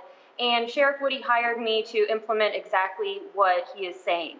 Typically when you go to jail, you just sit there and waste time, waste your brain, probably learn how to play basketball, maybe learn how to play checkers. But here in Richmond, Virginia, we do something different. We give people an opportunity to change their life if they want. Here in Richmond, that's done through the REAL program, which is Recovering from Everyday Addictive Lifestyles. It's a behavior modification program where we work to address the behaviors that led to their criminality and incarceration, and then we work to equip them with the tools necessary to be successful upon release. Because a lot of addiction is related to trauma, that's the approach that we take, dealing with the trauma, why people use drugs, why they self-medicate it, and then once we have that figured out, everything else falls in line. But next to me, I have Heath, one of our current program participants, who will share with you a little bit about what it's done for him. How you doing? My name is Heath Taylor. I've been in the REAL program for about a little over 10 months. And when I first got into this program, I was mad defiant. You know, I didn't want to go by the rules. But then I came to learn, I listened to somebody else's testimony, and I learned that we were more alike than we are different. And, you know, we go through a 40-hour-a-week intense drug program. You know, the VCU professors come in here. We have anger management, treatment, and things of that nature. And I've come to learn that it's not really that my addiction that I have a problem with. It's my behavior, and that I need to change my behavior. Thanks for letting me share. My name is Nikisha Spellman. I'm a REAL program graduate who's now currently on work release. I've been incarcerated numerous times due to my addiction, but as being involved in the REAL program, I'm actually spending my sentence on work release. I now have a paying job at McDonald's that I will have upon release. And the program has taught me that be responsible and that I can change. My name is Charles Green. I'm a great recovery addict. At the age of 13, my father left, which I gravitated to the streets and started hanging with older guys, who eventually I started doing crime, using more drugs until I got incarcerated over and over again. At that time, I got into the REAL program, learned some steps, the 12 steps about my life, what to do when I'm faced with certain situations. And now, upon my release, I was ordered to Kingdom Life Ministries, where now I'm working and doing well. My name is Sherman Green. I was a I'm a REAL program participant. I'm now currently out. I have a 7-month-old child that I'm able to be in his life because of the REAL program, opening up my mind to different things. For me, I had to change the way I think. For a long time, I went around thinking that I wasn't an addict, that I was just using recreationally. But as my eyes and my mind cleared more, I was able to understand that, yes, I am an addict and I need help. And I need to first be honest with myself. Secondly, I wanted to find a higher power and build a relationship with God. So that was very big for me in my recovery. Thank you. Sheriff Woody, again, I would like to give special thanks to the Surgeon General for educating the community on the real issue of addiction, and thank him very much for letting all of us know that it's a sickness and that we all together as a community should stop treating them as criminals and start treating the causes. So thank you a lot for spreading the word throughout the nation. We are grateful. We will continue to do all we can to keep treatment alive and not locking up in house.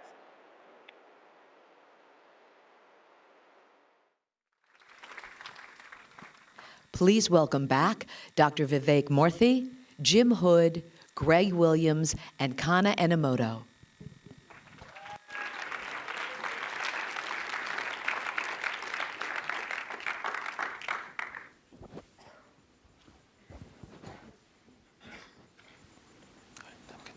Well, the end is near.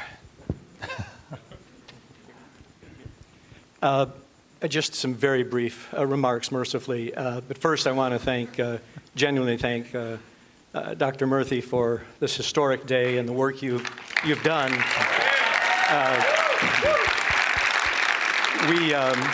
It's been an interesting year. I remember vividly meeting you on the stage of the National Mall, October 4th of 2015. Since that time, who's counting, but we've probably had, not so much with you, some, but your great staff and all the friends from HHS, we've probably had, 50 meetings, and I can't imagine how many hundreds of phone calls, literally. And in some ways, I feel like we've become family. And here I'm not referring to the endless quibbling and the dysfunctionality as much as I think the genuine respect and affection that has been developed. But we thank you so much. Today has been truly an inspiring day, and it gives us great cause for hope and optimism that the science and the facts that we now have, that we're armed with, lets us go forth and do groundbreaking things. But we need to get the rest of the country on board, and I think we cannot stress that enough. You know this, that we all have worldviews, and we select facts that reinforce our worldviews. And it's the lenses with which we look at the world, and it's sort of like going to the eye doctor. Lenses can be changed, and sometimes you put a different lens on and you see the world very differently, and sometimes it's a much better vision.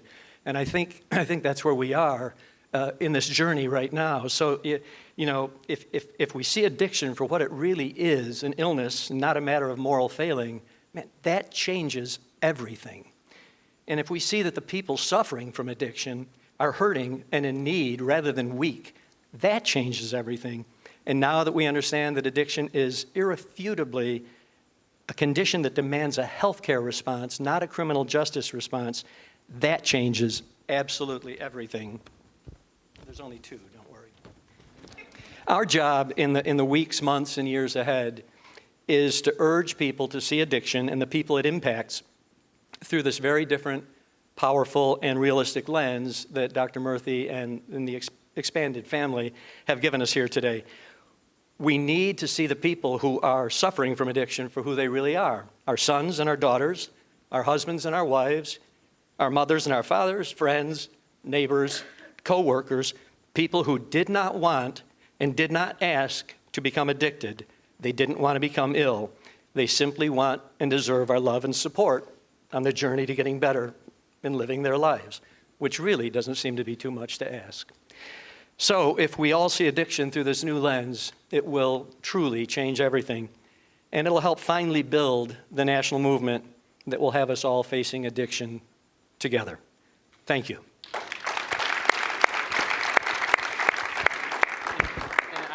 I just want to thank the people who are watching out there, and really Blue Cross Blue Shield Association for making that live stream possible so that thousands of people across the country have been tuning in and answering your questions. I want to thank all of the experts and the authors who have been answering questions on social media all day long. Really exciting announcement happened just a few hours ago during the summit. Viacom, a multimedia company, announced a major 11-network special that is going to air tomorrow night at 8 p.m. local time on 11 of their networks that is going to be called Listen, Facing Addiction in America, and they're doing it in response to this Surgeon General's report. And so for all of us, make sure that our friends and families are tuning in tomorrow night on this is historic special, hashtag Here to Listen. We really thank Viacom as a company for getting behind this issue when many, many other major media companies have not. And so we're looking forward to that tomorrow. This is the beginning, not the end. This is a long journey, but certainly seeing unprecedented changes today with the Surgeon General's report and major media partners and other private partners as well. Thank you all for coming, and turn it to Principal Enomoto. Well, thank you. I can't echo enough all of the gratitude that there is to go around, not only to Vivek and our friends at Facing Addiction and Viacom, and all of you who are in the audience today. This report has been a passion project for many of us, and reflects a great deal of investment of time, of energy, of heart, and of soul. It is the culmination of the science of our field. It is not a recipe book. It is not a directive. It is a platform. And what it becomes depends on all of you. This is the foundation for what could become a great movement, a shifting in the culture of our country and how we think and act about these issues. But it will only do that if people take this up on themselves and make the culture move. So I encourage you to do all of that, and I thank you for your help.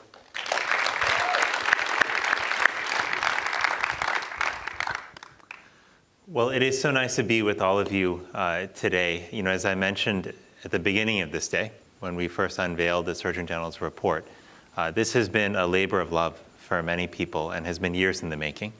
But it is also long overdue, because I know that millions of people across America have been waiting for someone to come forward and tell them that their lives matter, that their illnesses are not their fault, but that they are chronic diseases that deserve treatment and care. And many of you in this room, many of those of you who are listening on the live stream, are people who have been directly impacted by addiction, either you yourself or through a family member, through a friend that you care about deeply. And you're a part of this network, of this family of people who now must help us move forward and build a larger movement to address addiction in America. In 1964, when the Surgeon General at that time, my predecessor Luther Terry, issued the first ever Surgeon General's report on tobacco, that helped catalyze a half-century's worth of work on tobacco that reduced smoking rates from 42% to now well under 17%. That's a lot of progress made, but it wasn't made because of one report alone. That progress was made because people came together in response to that report, in response to loved ones who had passed away from tobacco-related disease, and they made a commitment to help build that movement to eradicate tobacco-related disease from America. And while we still have work to do there, we have made a lot of progress, and that's exactly what we have to do here. We have to come together and build a larger movement. But I want to caution us about one thing, which is about spending too much time in our heads. Because while we have a lot of facts in this report, and while we must use those facts to help drive and inform smart policy and smart programs in our communities, we must never lose sight of the fact that the best of movements are powered by compassion. They're powered by love. And I know that many of you bring that already to this movement, because it is your love for family members and friends who have suffered from addiction that makes you want to step up and help. So to build this movement, we have to widen that circle of compassion. We have to bring more people in. And if we do that, then in 5, 10, 15 years, I want us to be able to look back on this day and to say that this was a point that represented a change in direction, that this was a moment where we came together to build that movement that people have needed for far too long in our country. I lastly want you to know that where my inspiration comes from in this work, it doesn't come just from the cerebral idea that change is necessary and is possible. My inspiration comes from all of you, from the stories that I hear from families all across America when I travel, stories that tell me that there are good people in our country who are struggling, and that if we are a nation that truly values each and every life, that we cannot allow that to continue. And so that's why with this report, we wanted to not only talk about what works, but we wanted to bring people out from the shadows. We wanted to shine a light on a problem that has been discussed in dark corners and whispered about in families for far too long. It's time for us to talk in the open. It's time for us to recognize that this is a disease and not a moral failing. It's time for us to recognize that we collectively have the power to change culture and to change how our country thinks about addiction. And that's a challenge that's before us. So I want to thank you for being a part of this movement that we are building. I want to thank many of you for being a part of that movement already for so many years. And if there's in any small way, if the efforts that I and others have undertaken through this report can contribute to what you are doing and the movement that we have to build, then I will be most grateful and very satisfied. And finally, I want to thank the people who are standing on stage with me and their teams. Because without the help of Facing Addiction and SAMHSA, we wouldn't all be here today. Without their fearless leadership and without their ability to work through these hundreds of calls that we had to do to get to where we are today, to reconcile hundreds and thousands, in fact, of opinions on this report, to come to a report that is solid and that can contribute. Without all of that, today wouldn't be possible. This Surgeon General's report would not have been created. But behind every document like that, there's a massive team that makes it possible. And I stand here knowing full well that while my name may be on that report, that I am just one of many people who has contributed to making today possible.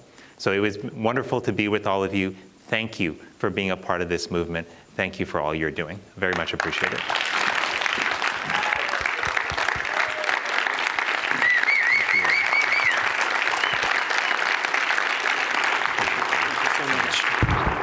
Hope you didn't mind the good nature.